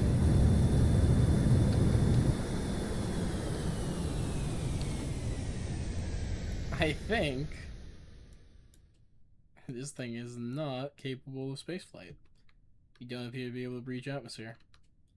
It's a very capable hypersonic upper atmosphere flyer,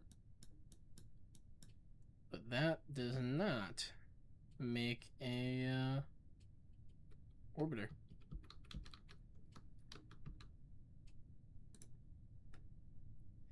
Alright, let's get our speed back.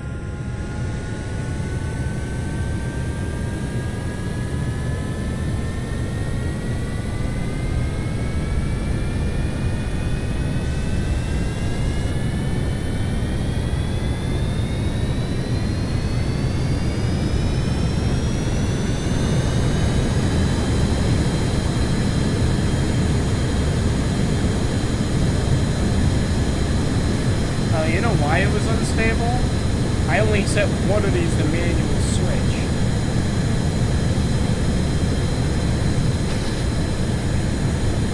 Oh!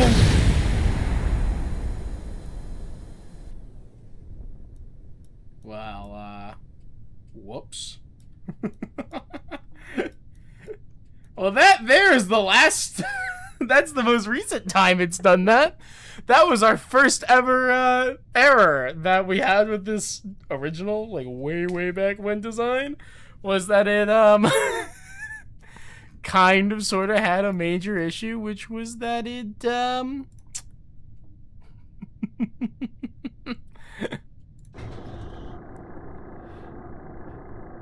had a tendency to, when moving at high speeds, if a turn was taken a little too hard, it literally ripped itself to shreds.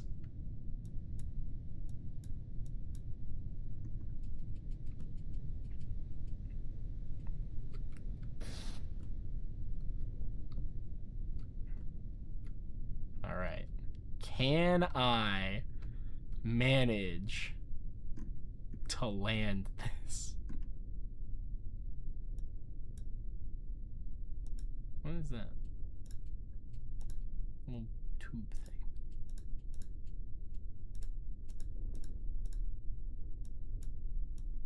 And by land, I mean not kill everybody on impact. Status broken, you don't fucking say.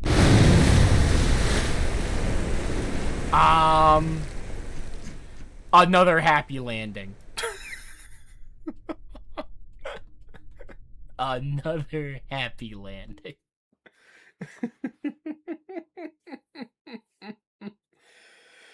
Alright, I think it's a thrust problem. I think that's what it is. I think we're just not able to go fast enough, so we're not able to push up into orbital velocity. I might be totally wrong about that. Tyranny of the rocket equation, all that. We have a lot of fuel, but we need to burn more fuel to get up, to burn more mass. You know how it goes.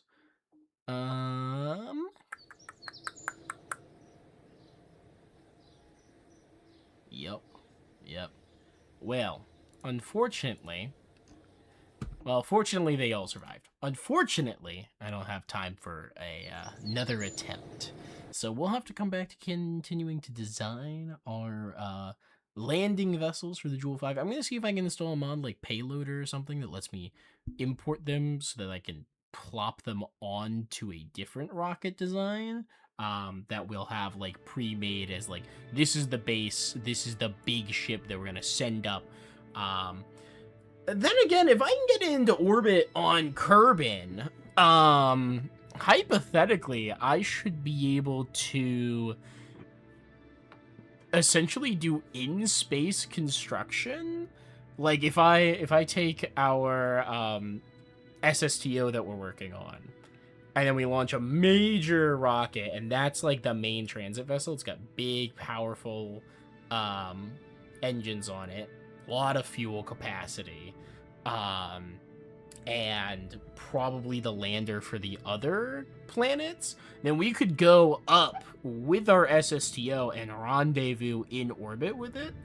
And then, you know, part of the reason I've put the ore processing stuff on this one is that we can do the ore processing on Lathe, and then we could, you know, ferry fuel back up to the mothership in order to power the other landings. I'm not sure how good of an idea that is. I mean, I know it's a good idea in that the Jewel 5 is substantively easier if you use in-situ resource processing to refuel. You don't need an ungodly large ship to do that. Yeah, I don't know. It'll depend. Because we don't actually have that much oxidizer storage. The whole point of this thing is that it's mainly liquid fuel as opposed to liquid fuel and oxidizer. So refueling like a mothership that might have 10 bazillion fucking liquid fuel and oxidizer in it might be all but impossible. We'll have to see. You know, step 1, make a design that can get to orbit though. Step 2, make sure I can land it. But for now, thank you all for watching. Don't forget to like, comment, subscribe, do all those other awesome things that you people do, and we'll see you all next time. Arrivederci, everyone. Arrivederci.